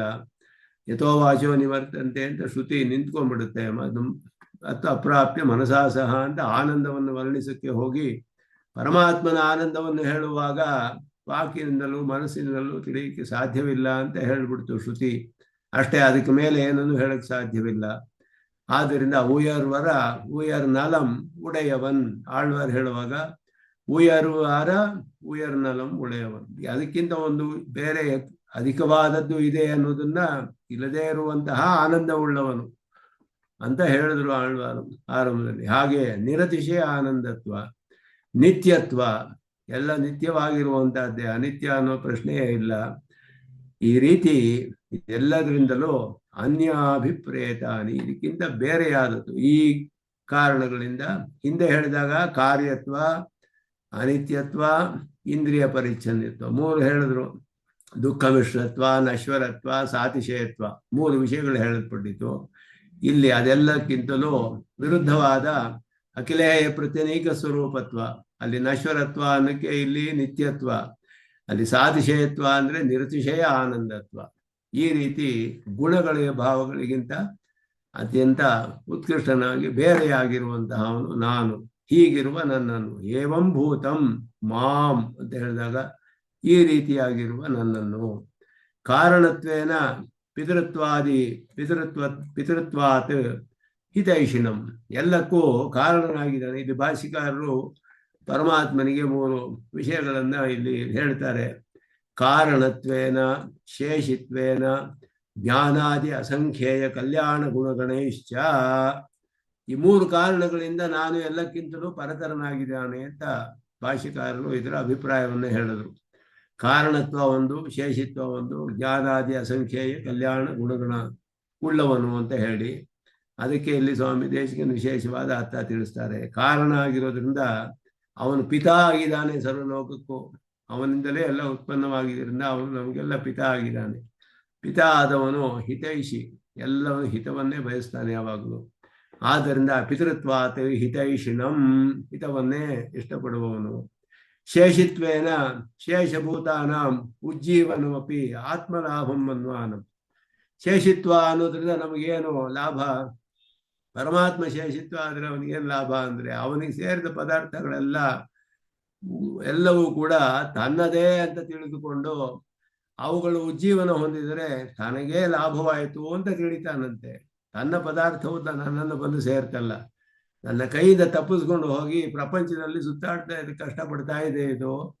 ಅವುಗಳೆಲ್ಲ ಸ್ವರೂಪವನ್ನು ತಿಳಿದುಕೊಂಡು ಪರಮಾತ್ಮನಿಗೆ ಸೇರಿದವರು ಅಂತ ಹೋಗಿ ಅವನಿಗೆ ಸೇರಿದ್ರೆ ಅವನು ನನ್ನ ಪದಾರ್ಥ ನನಗೆ ಸಿಕ್ತು ಅಂತ ಅವನಿಗೆ ಸಂತೋಷವಂತೆ ಪರಮಾತ್ಮನಿಗೆ. ಆದ್ದರಿಂದ ಆ ರೀತಿ ವಿಭೀಷಣನನ್ನು ನೋಡಿದಾಗ ಹೇಳ್ತಾರೆ ಅವನು ಚಕ್ಷುರ್ಭ್ಯ ಪಿಬನ್ನಿವ ಅಂತ ಹೇಳಿ, ತನ್ನ ಕಣ್ಣು ಲೋಚನಾಭ್ಯಾಂ ಪಿಬನ್ನಿವ. ವಿಭೀಷಣನನ್ನು ಹೇಗೆ ನೋಡಿದ ಅವನು ಶರಣಾಗತಿ ಮಾಡಿದಾಗ, ಲೋಚನಾಭ್ಯಾಂ ಪಿಬನ್ನಿವ ಅಂತ ಹೇಳಿದ್ರು, ಕಣ್ಣುಗಳಿಂದ ಪಾನ ಮಾಡುವ ಹಾಗೆ ಅಷ್ಟು ಸಂತೋಷವಂತೆ ನನಗೆ ಬಂದು ಶರಣಾಗತಿ ಮಾಡದ್ನಲ್ಲ ಇವರು. ಅಂತಹ ಒಂದು ಒಳ್ಳೆ ಬುದ್ಧಿ ಬಂತಲ್ಲ, ಇಂಥ ರಾಕ್ಷಸರ ಮಧ್ಯೆ ಇದ್ದು ಕೂಡ ಈ ಒಂದು ಒಳ್ಳೆಯ ಬುದ್ಧಿ ಬಂದು ನನ್ನನ್ನು ಶರಣಾಗತಿ ಮಾಡಿ ನನ್ನ ರಕ್ಷಿಸುವಂತೆ ಪ್ರಾರ್ಥನೆ ಮಾಡಿ ಬಂದನಲ್ಲ, ಅಷ್ಟು ಸಂತೋಷವಂತೆ, ತನಗೇ ಲಾಭವಾದಂಗೆ ತಿಳಿದಂತೆ ಪರಮಾತ್ಮ. ಅದು ಶೇಷಭೂತಾನಾಂ ಉಜ್ಜೀವನಮಪಿ ಆತ್ಮಲಾಭಂ ಅನ್ವಾನಂ, ತನ್ನ ಲಾಭವೇ ಅಂತ ತಿಳಿಯುವಂತ ಅವನು. ಆದ್ದರಿಂದ ಅವನು ಶೇಷಿ, ಸರ್ವಶೇಷಿಯಾಗಿದ್ದಾನೆ. ಸರ್ವಜ್ಞತ್ವ ಶಕ್ತಿತ್ವಾಭಿಹಿ, ಅವನ ಅಖಿಲ ಕಲ್ಯಾಣ ಗುಣಗಳು, ಕಲ್ಯಾಣ ಗುಣಗಳೈಹಿ ಎಲ್ಲ ಅವನು ಜ್ಞಾನಾದಿ ಅಸಂಖ್ಯೇಯ ಕಲ್ಯಾಣ ಗುಣಗಳು. ಜ್ಞಾನ ಅಂತ ಹೇಳಿದ್ರೆ ಸರ್ವಜ್ಞತ್ವ ಸರ್ವಶಕ್ತಿತ್ವ ಮೊದಲಾದವುಗಳಿಂದ ಅನಿಷ್ಟ ನಿವರ್ತನ ಇಷ್ಟ ಪ್ರಾಪಣಯೋ ಅನ್ಯ ನಿರಪೇಕ್ಷಂಚ ಏವಂಭೂತ ಶಬ್ದಾಭಿಪ್ರಾಯ. ಹೀಗೆ ಇರುವ ನನ್ನನ್ನು, ಏವಂಭೂತಂ ಮಾಂ ಅಂತ ಹೇಳಿದ್ರೆ ಹೀಗಿರುವ ನನ್ನನ್ನು ತಿಳಿದಿಲ್ವಲ್ಲ, ಯಾರು ಕೂಡ ನನ್ನನ್ನು ತಿಳಿಯಲಿಲ್ವಲ್ಲ ಅಂತ ಹೇಳಿದಾಗ, ಏವಂಭೂತಂ ಹೇಳಿದ್ರೆ ಹೇಗಿದ್ದಾನೆ ಅಂದ್ರೆ ಕಾರಣನಾಗಿ ಎಲ್ಲಕ್ಕೂ ಹಿತೈಷಿಯಾಗಿದ್ದಾನೆ, ಪಿತ ಆಗಿರೋದ್ರಿಂದ, ಶೇಷಿ ಆಗಿರೋದ್ರಿಂದ, ಪದಾರ್ಥಗಳು ತನಗೆ ಸೇರಿದ್ರಿಂದ ಅವಳು ಉಜ್ಜೀವನ ಹೊಂದಿದರೆ ತನಗೇ ಲಾಭ ಅಂತ ತಿಳಿಯುವನಾಗಿದ್ದಾನೆ. ಸರ್ವಜ್ಞತ್ವಾದಿ ಸರ್ವಶಕ್ತಿತ್ವ ಮೊದಲಾದ ಉತ್ಕೃಷ್ಟವಾದ ಗುಣಗಳಿರೋದ್ರಿಂದ ಅವನಿಗೆ ಅನಿಷ್ಟವನ್ನೆಲ್ಲ ನಿವಾರಣೆ ಮಾಡುವ ಸಾಮರ್ಥ್ಯವಿದೆ. ಉತ್ಕೃಷ್ಟ ಅವನಿಗೆ ಇಷ್ಟವನ್ನೆಲ್ಲ ಅನುಗ್ರಹ ಮಾಡುವ ಸಾಮರ್ಥ್ಯವಿದೆ. ಇದೆಲ್ಲ ಮಾಡಕ್ಕೆ ಅವನಿಗೆ ಯಾರ ಒಂದು ಸಹಾಯವೂ ಬೇಕಾಗಿಲ್ಲ. ಅನ್ಯ ನಿರಪೇಕ್ಷಂ, ಅನಿಷ್ಟ ನಿವರ್ತನ ಇಷ್ಟ ಪ್ರಾಪಣೆಯೋ ಅನ್ಯ ನಿರಪೇಕ್ಷಂ, ಬೇರೆ ಒಬ್ಬರ ಅಪೇಕ್ಷೆ ಇಲ್ಲ ಅವನಿಗೆ, ಇನ್ನೊಂದರ ಅಪೇಕ್ಷೆ ಇಲ್ಲದೆ ಸ್ವತಂತ್ರವಾಗಿ ತಾನೇ ಎಲ್ಲವನ್ನು ಮಾಡುವ ಸಾಮರ್ಥ್ಯವನ್ನು ಹೊಂದಿದ್ದಾನೆ. ಅವನನ್ನ ಏವಂಭೂತಂ ಮಾಂ, ಹೀಗಿರುವ ನನ್ನನ್ನು ಯಾರು ತಿಳಿಯಲಿಲ್ಲ, ಎಲ್ಲರಿಗೂ ಮೋಹವಾಗ್ಬಿಟ್ಟಿದೆ, ಮೋಹ ಉಂಟಾಗ್ಬಿಟ್ಟಿದೆ ಅಂತ ಹೇಳೋದು. ದುಃಖ ಮಿಶ್ರತ್ವಾದಿ ವಿಶಿಷ್ಟತೆಯ ಪ್ರಸ್ತುತ ಏವ ಭಾವಾಹ, ಈ ಭಾವಗಳೆಲ್ಲ ದುಃಖ ಮಿಶ್ರತ್ವ ಮೊದಲಾದದ್ದು ಸೇರಿದೆ. ಎಲ್ಲ ಅನಿತ್ಯವಾದದ್ದು, ಅಸ್ಥಿರವಾದದ್ದು, ದುಃಖ ಮಿಶ್ರ, ದುಃಖ ಮೂಲ, ದುಃಖೋದರ್ಕ, ತನ್ನ ಸ್ವರೂಪವನ್ನು ಮರೆಮಾಡಿಸುವಂತಹದ್ದು, ಮತ್ತೆ ಅವನಿಗೆ ವಿಪರೀತ ಅಭಿಮಾನ ಜನಕತ್ವಂ, ವಿಪರೀತವಾದ ಅಭಿಮಾನ ಉಂಟು ಮಾಡುತ್ತೆ. ನಾನು ಆತ್ಮ ಅಂತ ತಿಳಿಯೋದಿಲ್ಲ, ನಾನು ಮನುಷ್ಯ ಅಂತ ತಿಳಿತಾನೆ. ದೇಹವೇ ಆತ್ಮ ಅನ್ನುವ ಭ್ರಮೆ ಬರುತ್ತೆ ಅವನಿಗೆ. ವಿಪರೀತ ಅಭಿಮಾನ ಜನಕತ್ವಂ, ಸ್ವರೂಪ ತಿರೋಧಾನ ಮಾಡುತ್ತೆ, ತನ್ನ ಸ್ವರೂಪವನ್ನೇ ತಿಳಿಯೋದಿಲ್ಲ ಅವನು. ಈ ರೀತಿಯಾದ ದೋಷಗಳೆಲ್ಲ ಈ ಮೂರು ಗುಣಗಳಿಂದ ಇರುವ ಪ್ರಕೃತಿಯಿಂದ ಉಂಟಾಗುತ್ತೆ. ದುಃಖ ಮಿಶ್ರತ್ವಾದಿ ವಿಶಿಷ್ಟತೆಯ ಪ್ರಸ್ತುತ ಏವ ಭಾವಾಹ, ಆ ಭಾವಗಳೇ ಏಭ್ಯಃ ಇತ್ಯವಧಿತ್ವೇನ ಪರಾಮೃಶ್ಯಂತೆ ಇತಿ ಪ್ರದರ್ಶನಾಯ ತ್ರಿಭ್ಯಃ ಇತ್ಯಾದಿಗ ಮುಕ್ತಂ. ಏಭ್ಯಃ ಅಂತ ಹೇಳಿದ್ರೆ ಇವುಗಳಿಂದ ಅಂದ್ರೆ ಅನೇಕವಾಗಿದೆಯೇ ಅಂತ ಹೇಳಿದ್ರೆ ಮೂರು ಗುಣಗಳು. ತ್ರಿಭ್ಯಃ, ಅವಧಿ ಅಂದ್ರೆ ಒಂದು ಲಿಮಿಟ್, ಮೂರು ಗುಣಗಳು ಪ್ರಧಾನವಾಗಿ ಪ್ರಕೃತಿ ತ್ರಿಗುಣ ಅಂತಾನೆ ಅದಕ್ಕೆ ಒಂದು ಹೆಸರು. ಸತ್ವ ರಜಸ್ಸು ತಮಸ್ಸು ಗುಣಗಳು. ಏಭ್ಯಃ ಪರಂ ಇತ್ಯತ್ರ, ಇಲ್ಲಿ ತ್ರಿಗುಣ ಅಂತಾನೆ ಅರ್ಥ. ಸತ್ವರಜಸ್ ತಮಸ್ಸು ಅನ್ನುವುದೇ ಇಲ್ಲಿ ಹೇಳಲ್ಪಟ್ಟಿರೋದು. ಯಾಕೆಂದ್ರೆ ಪ್ರಕೃತಿಯ ತಿರೋಧಾನಂ, ಆಳವಂದಾರು ಹೇಳಿದ್ರು, ಪ್ರಕೃತಿಯಿಂದಲೇ ತಿರೋಧಾನ. ಪ್ರಕೃತಿ ಅನ್ನೋದು ತ್ರಿಗುಣಾತ್ಮಕವಾದದ್ದು, ಸತ್ವರಜಸ್ ತಮಸ್ಸನ್ನು ಉಳ್ಳದು. ಆದ್ದರಿಂದ ಇಲ್ಲಿ ಈ ಏಭ್ಯಃ ಅಂತ ಹೇಳುವಾಗ, ಇವುಗಳಿಂದ ಅಂತ ಹೇಳುವಾಗ, ತಮಸ ಪರಸ್ತಾದಿತ್ಯಾದಿಷು ಇವ ದೇಶಾದಿ ವಿವಕ್ಷಾ ವ್ಯುದಾಸಾಯ ಉತ್ಕೃಷ್ಟತ್ವ ಉಕ್ತಿ. ಪರಮಾತ್ಮನಿಗೆ ಹೇಳ್ತು ತಮಸ ಪರಸ್ತಾತ್ ಅಂತ ಹೇಳುತ್ತೆ, ರಜಸ ಪರಸ್ತಾತ್, ತಮಸ ಪರಸ್ತಾತ್, ತಮಸ್ಸಿಗಿಂತ ಆಚೆ ಇರುವವನು ಅಂತ ಹೇಳಿದ್ರೆ ಅದಕ್ಕಿಂತ ಉತ್ಕೃಷ್ಟನಾದವನು, ಇವುಗಳಿಂದ ಪರನಾದವನು ಅಂದ್ರೆ ಈ ರೀತಿ ದೇಶ ವಿಶೇಷವನ್ನು ಹೇಳ್ತಾ ಇದೆಯೇ, ಪರಮಪದಲ್ಲಿರುವವನು ಅಂತ ಹೇಳ್ತಾ ಇದೆಯೇ ಅಂದ್ರೆ ಹಾಗಲ್ಲ. ಈ ಎಲ್ಲ ಭಾವನೆಗಳು ನನ್ನಿಂದಲೇ ಉಂಟಾಗಿದೆ. ಆದ್ದರಿಂದ ನಾನು ಇವುಗಳಿಂದ ಉತ್ಕೃಷ್ಟನಾದವನು, ಇವುಗಳ ಯಾವ ಒಂದು ಕಾರ್ಯವೂ ನನ್ನಲ್ಲೂ ಇಲ್ಲ. ಇದು ಅನಿತ್ಯತ್ವ, ಅನಿತ್ಯ ಮೊದಲಾದದ್ದೆಲ್ಲ ಇದೆ ಇದರಲ್ಲಿ, ನಾನು ಯಾವುದೂ ಇಲ್ಲ. ಇದೆಲ್ಲ ಉಂಟು ಮಾಡುತ್ತೆ ಈ ಚೇತನ ಲೋಕದಲ್ಲಿರುವ ಚೇತನರಿಗೆ ಅವರಿಗೆ ಮೋಹ ಉಂಟಾಗಿದೆ, ಆದ್ದರಿಂದ ತನ್ನನ್ನು ತಿಳಿಯಲಿಲ್ಲ. ಆದ್ದರಿಂದ ಇಲ್ಲಿ ಸತ್ವರಜಸ್ತಮಸ್ಸು ಗುಣಗಳೇ ವಿಷಯವಾಗಿದೆ ಹೊರತು, ಕೆಲವು ಶ್ರುತಿಗಳು ಹೇಳಿತು ತಮಸಪ್ಪರಸ್ತಾತ್ ಆದಿತ್ಯವರ್ಣಂ ತಮಸಪ್ಪರಸ್ತಾತ್ ಅಂತ ಹೇಳುವಾಗ ತಮಸ್ಸು ಅನ್ನೋದು ಆ ತಮಸ್ಸು ಅನ್ನೋದು ತಮೋಲೋಕ ಪ್ರಕೃತಿ ಮಂಡಲವನ್ನೇ ತಿಳಿಸುತ್ತೆ. ಅದು ಬರೀ ತಮಸ್ಸು ಅನ್ನೋ ಗುಣವಲ್ಲ. ಇಲ್ಲಿ ಹೇಳಿರುವುದು ಪ್ರಕೃತಿಯ ಗುಣಗಳಾದ ರಜಸ್ಸು, ಸತ್ವ, ರಜಸ್ಸು, ತಮಸ್ಸುಗಳ ಭಾವನೆಗಳು, ಅವುಗಳ ಕಾರ್ಯವು, ಅವುಗಳಿಂದ ಆಗಿರುವ ದೇಹ, ಇಂದ್ರಿಯ, ಭೋಗ್ಯವಾದ ಪದಾರ್ಥಗಳು, ಇದೆಲ್ಲವುಗಳ ಪ್ರಭಾವ ಇಲ್ಲಿ ಹೇಳಲ್ಪಡ್ತಾ ಇದೆ. ಆದ್ದರಿಂದ ಇದು ಅದನ್ನ ಸ್ಪಷ್ಟಪಡಿಸ್ತಾರೆ ಸ್ವಾಮಿ ದೇಶಿಕನಲ್ಲಿ. ತತ್ತದ್ಭೋಗ್ಯತಾ ಪ್ರಕಾರೈಶ್ಚ ಅಂತ ಹೇಳಿ ಎಲ್ಲವುಗಳ ಭೋಗ್ಯತಾ ಪ್ರಕಾರಗಳಿಂದಲೂ ಅಂತ ಹೇಳಿದ್ರು. ನಾನು ಈ ಎಲ್ಲ ಪದಾರ್ಥಗಳಿಂದ ಯಾವ ಯಾವ ಭೋಗ ಉಂಟಾಗುತ್ತೋ ಚೇತನರಿಗೆ, ಎಲ್ಲ ಸುಖ ದುಃಖಗಳೆಲ್ಲ ಉಂಟಾಗುತ್ತೆ. ಯಾವುದೋ ಒಂದು ಒಳ್ಳೆಯ ಹಾಡನ್ನು ಕೇಳಿದ್ರೆ ನಮ್ಗೆ ಸಂತೋಷ ಆಗುತ್ತೆ, ಸುಖ ಉಂಟಾಯಿತು. ಯಾವುದೋ ಒಂದು ಒಳ್ಳೆಯ ಪದಾರ್ಥ ತಿಂದರೆ ಸುಖವಾಗುತ್ತೆ. ಈ ಸುಖಗಳನ್ನೆಲ್ಲ ಸ್ವರ್ಗಕ್ಕೆ ಹೋದರೆ ಬೇಕಾದಷ್ಟು ಸುಖಗಳನ್ನೆಲ್ಲ ಅನುಭವಿಸಬಹುದು.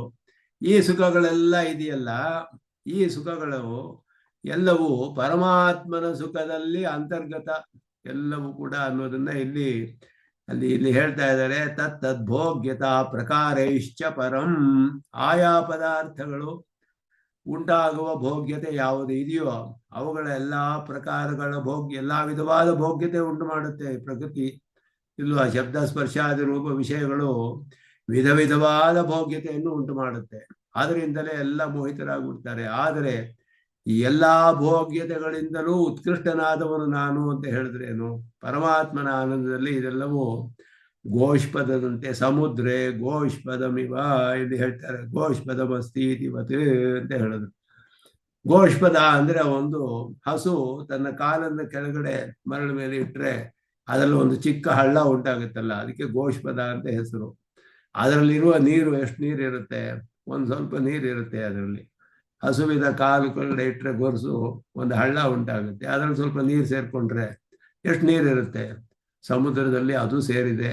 ಹಾಗೆ ಇಲ್ಲಿ ಉಂಟಾಗುವ ಎಲ್ಲ ಭೋಗ್ಯತೆಗಳು ಪರಮಾತ್ಮನ ಆನಂದದಲ್ಲಿ ಎಲ್ಲ ಇದು ಅಷ್ಟು ಅಲ್ಪವಾದದ್ದು ಇದು ಅಂತ ಅರ್ಥ ಇದರಲ್ಲಿ. ಸಮುದ್ರೆ ಗೋಷ್ಪದಮಸ್ತಿ ಇವತ್ ಅದನ್ನ ಪರಮಾತ್ಮನ ಅನುಭವ ಹೇಗಿರುತ್ತೆ ಅನ್ನೋದು ತಿಳಿಯುತ್ತೆ ಅದರಲ್ಲಿ. ಅದನ್ನ ಹೇಳಿದ್ದಾರೆ, ಶ್ರುತಿ ತಿಳಿಸುತ್ತೆ. ಯಚ್ಚಾಸ್ಯೇಹಾಸ್ತಿ ಯಚ್ಚನಾಸ್ತಿ ಸರ್ವಂ ತದಸ್ಮಿನ್ ಸಮಾಹಿತಂ. ದಾರ ವಿದ್ಯಾ ಪ್ರಕರಣದಲ್ಲಿ ಬರುತ್ತೆ. ದಾರಹಾಸ್ಮಿನ್ ಅಂತರಾಕಾಶಃ ಅಂತ ಹೇಳಿ ಅಲ್ಲಿ ಒಂದು ಬ್ರಹ್ಮಪುರ ಅಂತ ಹೇಳಿ ದೇಹವನ್ನ, ಇವನಲ್ಲಿ ಒಂದು ಚಿಕ್ಕ ಒಂದು ಕಮಲಾಕಾರದ ಒಂದು ಮನೆ ಇದೆ, ಚಿಕ್ಕದಾಗಿ ಒಂದು ಮನೆ ಇದೆ. ಆ ಮನೆ ಒಳಗಡೆ ಅದು ಕಮಲದ ಆಕಾರದಲ್ಲಿದೆ.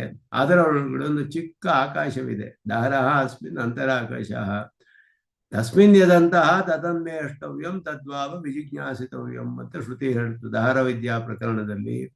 ಅವನನ್ನ ತಿಳಿದುಕೋ, ಅದನ್ನ ಹೋಗಿ ಧ್ಯಾನ ಮಾಡು, ಅದನ್ನ ತಿಳಿದುಕೋ, ಅದನ್ನ ಪಡೆದುಕೋ ಅಂತ ಶ್ರುತಿ ಹೇಳ್ತು. ಏನಿದೆ ಇದರೊಳಗಡೆ ಅಂತ ಹೇಳಿದ್ರೆ ಅಪಾತ ಪಾಪ್ಮ ವಿಜಿರೋ ಮೃತು, ಆತ್ಮ ಇದ್ದಾನೆ, ಅಷ್ಟಗುಣ ವಿಶಿಷ್ಟನಾದ ಪರಮಾತ್ಮ ಇದ್ದಾನೆ. ದಾರ ಅನ್ನುವ ಶಬ್ದದಿಂದ ಹೇಳಲ್ಪಟ್ಟಿದೆ.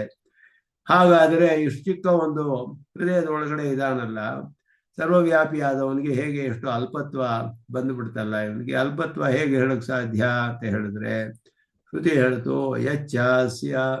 ಯಚ್ಚಾಸ್ಯೈಹಾಸ್ತಿ, ಇದು ಹೊರಗಡೆ ಏನೇನಿದೆಯೋ, ಯಚ್ಚನಾಸ್ತಿ ಏನಿಲ್ಲವೋ, ನಾಸ್ತಿ ಅಂತ ಹೇಳಿದ್ರೆ ಇವಾಗ ಇಲ್ಲ ಅಂತ ಅರ್ಥ. ಹಿಂದೆ ಇದ್ದದ್ದು ಮುಂದೆ ಬರುವಂತಹದ್ದು ಅದು ಇವಾಗ ನಾಸ್ತಿ ಅಷ್ಟೇ. ಈ ಕಾಲದಲ್ಲಿ ಇಲ್ಲವೇ ಹೊರತು ಹಿಂದೆ ಇದ್ದಿರಬಹುದು, ಮುಂದೆ ಬರುವಂತಹದ್ದು. ಇವಾಗ ಇಲ್ಲಿ ಇರುವಂತಹದ್ದು, ಹಿಂದೆ ಇದ್ದಿದ್ದು, ಮುಂದೆ ಬರುವುದು. ಸರ್ವಂ ತದಸ್ಮಿನ್ ಸಮಾಹಿತಂ, ಎಲ್ಲವೂ ಇವನ ಒಳಗಡೆ ಇದೆ, ಅವನ ಒಳಗಡೆ ಅಂತರ್ಗತವಾಗಿದೆ, ಅವನಲ್ಲಿಯೇ ಆಧಾರವಾಗಿದೆ. ಯಚ್ಚಾಸ್ಯೈಹಾಸ್ತಿ ಯಚ್ಚನಾಸ್ತಿ ಸರ್ವಂ ತದಸ್ಮಿನ್ ಸಮಾಹಿತಂ. ಶ್ರುತಿ ಹೇಳುತ್ತೆ, ಅಲ್ಪ ಅಂತ ತಿಳ್ಕೊಬೇಡ. ಉಪಾಸಕನಿಗೆ ಬಹಳ ಹತ್ತಿರದಲ್ಲಿಯೇ ಇದ್ದು ಅವನು ಉಪಾಸನೆ ಮಾಡಲಿ ಅಂತ ಒಂದು ಅನುಗ್ರಹ ಮಾಡಕ್ಕೆ ನಮ್ಮ ಹೃದಯದಲ್ಲಿಯೇ ಇದ್ದಾನೆ ಪರಮಾತ್ಮ. ಅವನು ಎಲ್ಲವನ್ನು ಅಂತಃಪ್ರವಿಷ್ಟ ಶಾಸ್ತ್ರ ಜನಾನಂ, ಶಾಸನ ಮಾಡಲು ಅಂತಃಪ್ರವೇಶ ಮಾಡಿದ್ದಾನೆ. ಅವನು ಅಂತಃಪ್ರವೇಶ ಮಾಡದೆ ಹೋದ್ರೆ ಜೀವಾತ್ಮನಿಗೆ ದೇಹದಲ್ಲಿ ಪ್ರವೇಶವೇ ಸಾಧ್ಯವಿಲ್ಲ. ದೇಹ ಸಂಬಂಧವೇ ಬರಲ್ಲ. ಬರದೆ ಹೋದರೆ ಕರ್ಮಗಳನ್ನು ಅನುಭವಿಸಿ ಮುಗಿಸಕ್ಕಾಗಲ್ಲ, ಉಪಾಯ ಅನುಷ್ಠಾನ ಮಾಡೋಕ್ಕಾಗೋದಿಲ್ಲ. ಆದ್ದರಿಂದ ಅವನು ಅಂತರ್ಯಾಮಿಯಾಗಿ ಎಲ್ಲದರಲ್ಲಿಯೂ ಇದ್ದಾನೆ. ಮೂರನೆಯ ಕಾರಣ, ಅವನು ಇಲ್ಲದೆ ಇರುವ ಜಾಗವೇ ಇಲ್ಲ, ಸರ್ವವ್ಯಾಪಿಯಾದವನು. ಆದ್ದರಿಂದ ಸರ್ವಾಂತರ್ಯಾಮಿ ಸರ್ವವ್ಯಾಪಿ.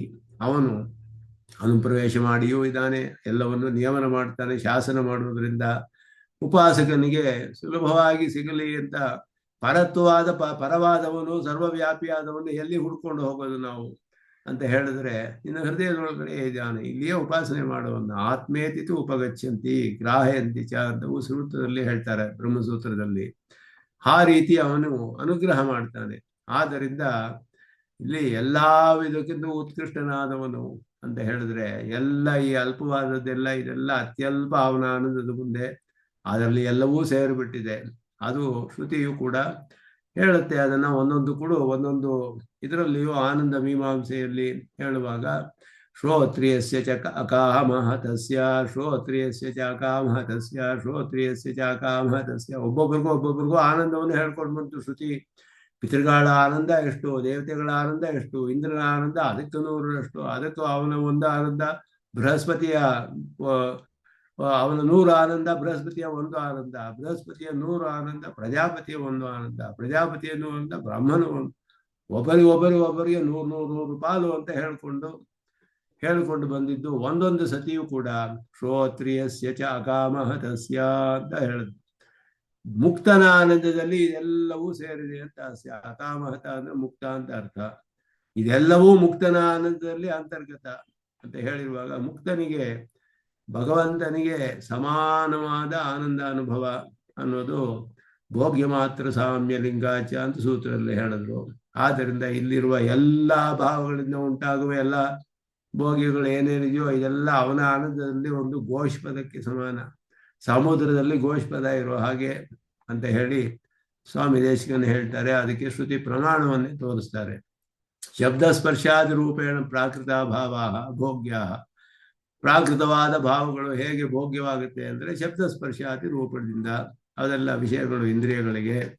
ಪರಮಾತ್ಮ ತು ಜ್ಞಾನ ಶಕ್ತಿಯಾದಿ ಗುಣಗಣೈ. ಅವನು ಈ ಶಬ್ದಸ್ಪರ್ಶಾದಿ ರೂಪದಿಂದ ಅಲ್ಲ, ಇದೆಲ್ಲ ಪರಿಚ್ಛಿನ್ನವಾದದ್ದು, ಇಂದ್ರಿಯಗಳಿಗೆ ಮಾತ್ರವೇ ವಿಷಯವಾಗುತ್ತೆ. ಅವನು ಜ್ಞಾನಶಕ್ತಿಯಾದಿ ಗುಣಗಣೈ ಸ್ವರೂಪ ಸಮವೇತೈ, ಸ್ವರೂಪದೊಡನೆ ಸೇರಿದೆ. ಸಮವಾಯಿ ಕಾರಣ ಅಂತ ಹೇಳಿದ್ರೆ ಅದ್ರ ಜೊತೆ ಸೇರಿದೆ ಅಂತ. ಸಮವೇತೈ ಅಂದ್ರೆ ಅದಕ್ಕಿಂತ ಅವಿನಾಭಾವವಾಗಿ ಸೇರಿದೆ ಸ್ವರೂಪದಲ್ಲಿ ಜ್ಞಾನಶಕ್ತಿಯಾದಿ ಗುಣಗಳೆಲ್ಲ. ಶಬ್ದಾದಿ ವಿಸಜಾತೀಯ, ಶಬ್ದ ಸ್ಪರ್ಶ ರೂಪಗಳಿಗಿಂತ ಅತ್ಯಂತ ಬೇರೆಯಾದ ಜಾತಿಗೆ ಸೇರಿದ ಗುಣಗಳು ಅದು. ಇದರಂತೆ ಪ್ರಾಕೃತ ಗುಣಗಳಲ್ಲ. ಆನುಕೂಲ್ಯ ಪ್ರಕಾರೈ ಅಪ್ರಾಕೃತೈಶ್ಚ, ಅತ್ಯಂತ ಅನುಕೂಲವಾದದ್ದು, ಅತ್ಯಂತ ಆನಂದಮಯವಾದದ್ದು, ಅಪ್ರಾಕೃತವಾದದ್ದು, ಪ್ರಾಕೃತವಾದದ್ದಲ್ಲ. ಎಲ್ಲ ಕಾರಣಗಳಿಂದ ಶಬ್ದಾದಿಭಿ ಪ್ರಾಕೃತೈಶ್ಚ ತೈರೇವ ಸ್ವಪರ್ಯಂತತಾ ಬೋಧ ತರ್ಪರ್ಯಂತತಾ ಬೋಧಾತ್ ಅಪ್ರಾಕೃತಕಲ್ಪೈ ಪ್ರತ್ಯೇಕಂ ಭೋಗ್ಯತಾಯಾಂ ಅನವಧಿಕಾತಿಶಯತ್ವ ವಿಶಿಷ್ಟಮಿತಿ ಭಾವಃ. ಆದ್ದರಿಂದ ಇದೆಲ್ಲವೂ ಕೂಡ ಈ ಶಬ್ದ ಮೊದಲಾದ ಪ್ರಾಕೃತ ಭಾವಗಳು ಏನಿದೆಯೋ ಅವುಗಳಿಂದ ಸ್ವಪರ್ಯಂತಾವಬೋಧಾತ್, ತನ್ನ ವಿಷಯವೆದರು ತನ್ನ ಒಂದು ಪ್ರಕಾರದವರೆಗೂ ಎಲ್ಲ ಹೇಳಿದೆ ಇಲ್ಲಿ. ಅಪ್ರಾಕೃತ ಕಲ್ಪೈ, ಅಪ್ರಾಕೃತಕ್ಕೆ ಸಮಾನವಾಗಿ ಒಂದೊಂದು ಕೂಡ ಪ್ರತ್ಯೇಕವಾಗಿ ಭೋಗ್ಯತಾಯಾಮ್ ಅನವಧಿಕಾತಿಶಯತ್ವ, ಅನವಧಿಕಾಶಯವಾದ ಪರತ್ವ ವಿಶಿಷ್ಟವಾದದ್ದು ಅಂತ ಹೇಳಿ ಇದೆಲ್ಲವೂ ಕೂಡ ಪರಮಾತ್ಮನ ಪ್ರಾಕೃತವಾದ ಅಪ್ರಾಕೃತವಾದ ಎಲ್ಲ ಅವನಲ್ಲಿ ಅಂತರ್ಗತವಾಗಿದೆ. ಎಲ್ಲ ಅವನ ಆನಂದದಲ್ಲಿ ಎಲ್ಲವೂ ಸೇರಿಬಿಟ್ಟಿದೆ. ಇದೆಲ್ಲವೂ ಕೂಡ ಪರಮಾತ್ಮನ ಆನಂದ ಅನುಭವ. ಹೇಗೆ ಅಂದರೆ ಒಂದೊಂದು ಕೂಡ ಭೋಗ್ಯತಾಯಾಮ್ ಅನವಧಿಕ ಅತಿಶಯ ಪರತ್ವ ವಿಶಿಷ್ಟಂ,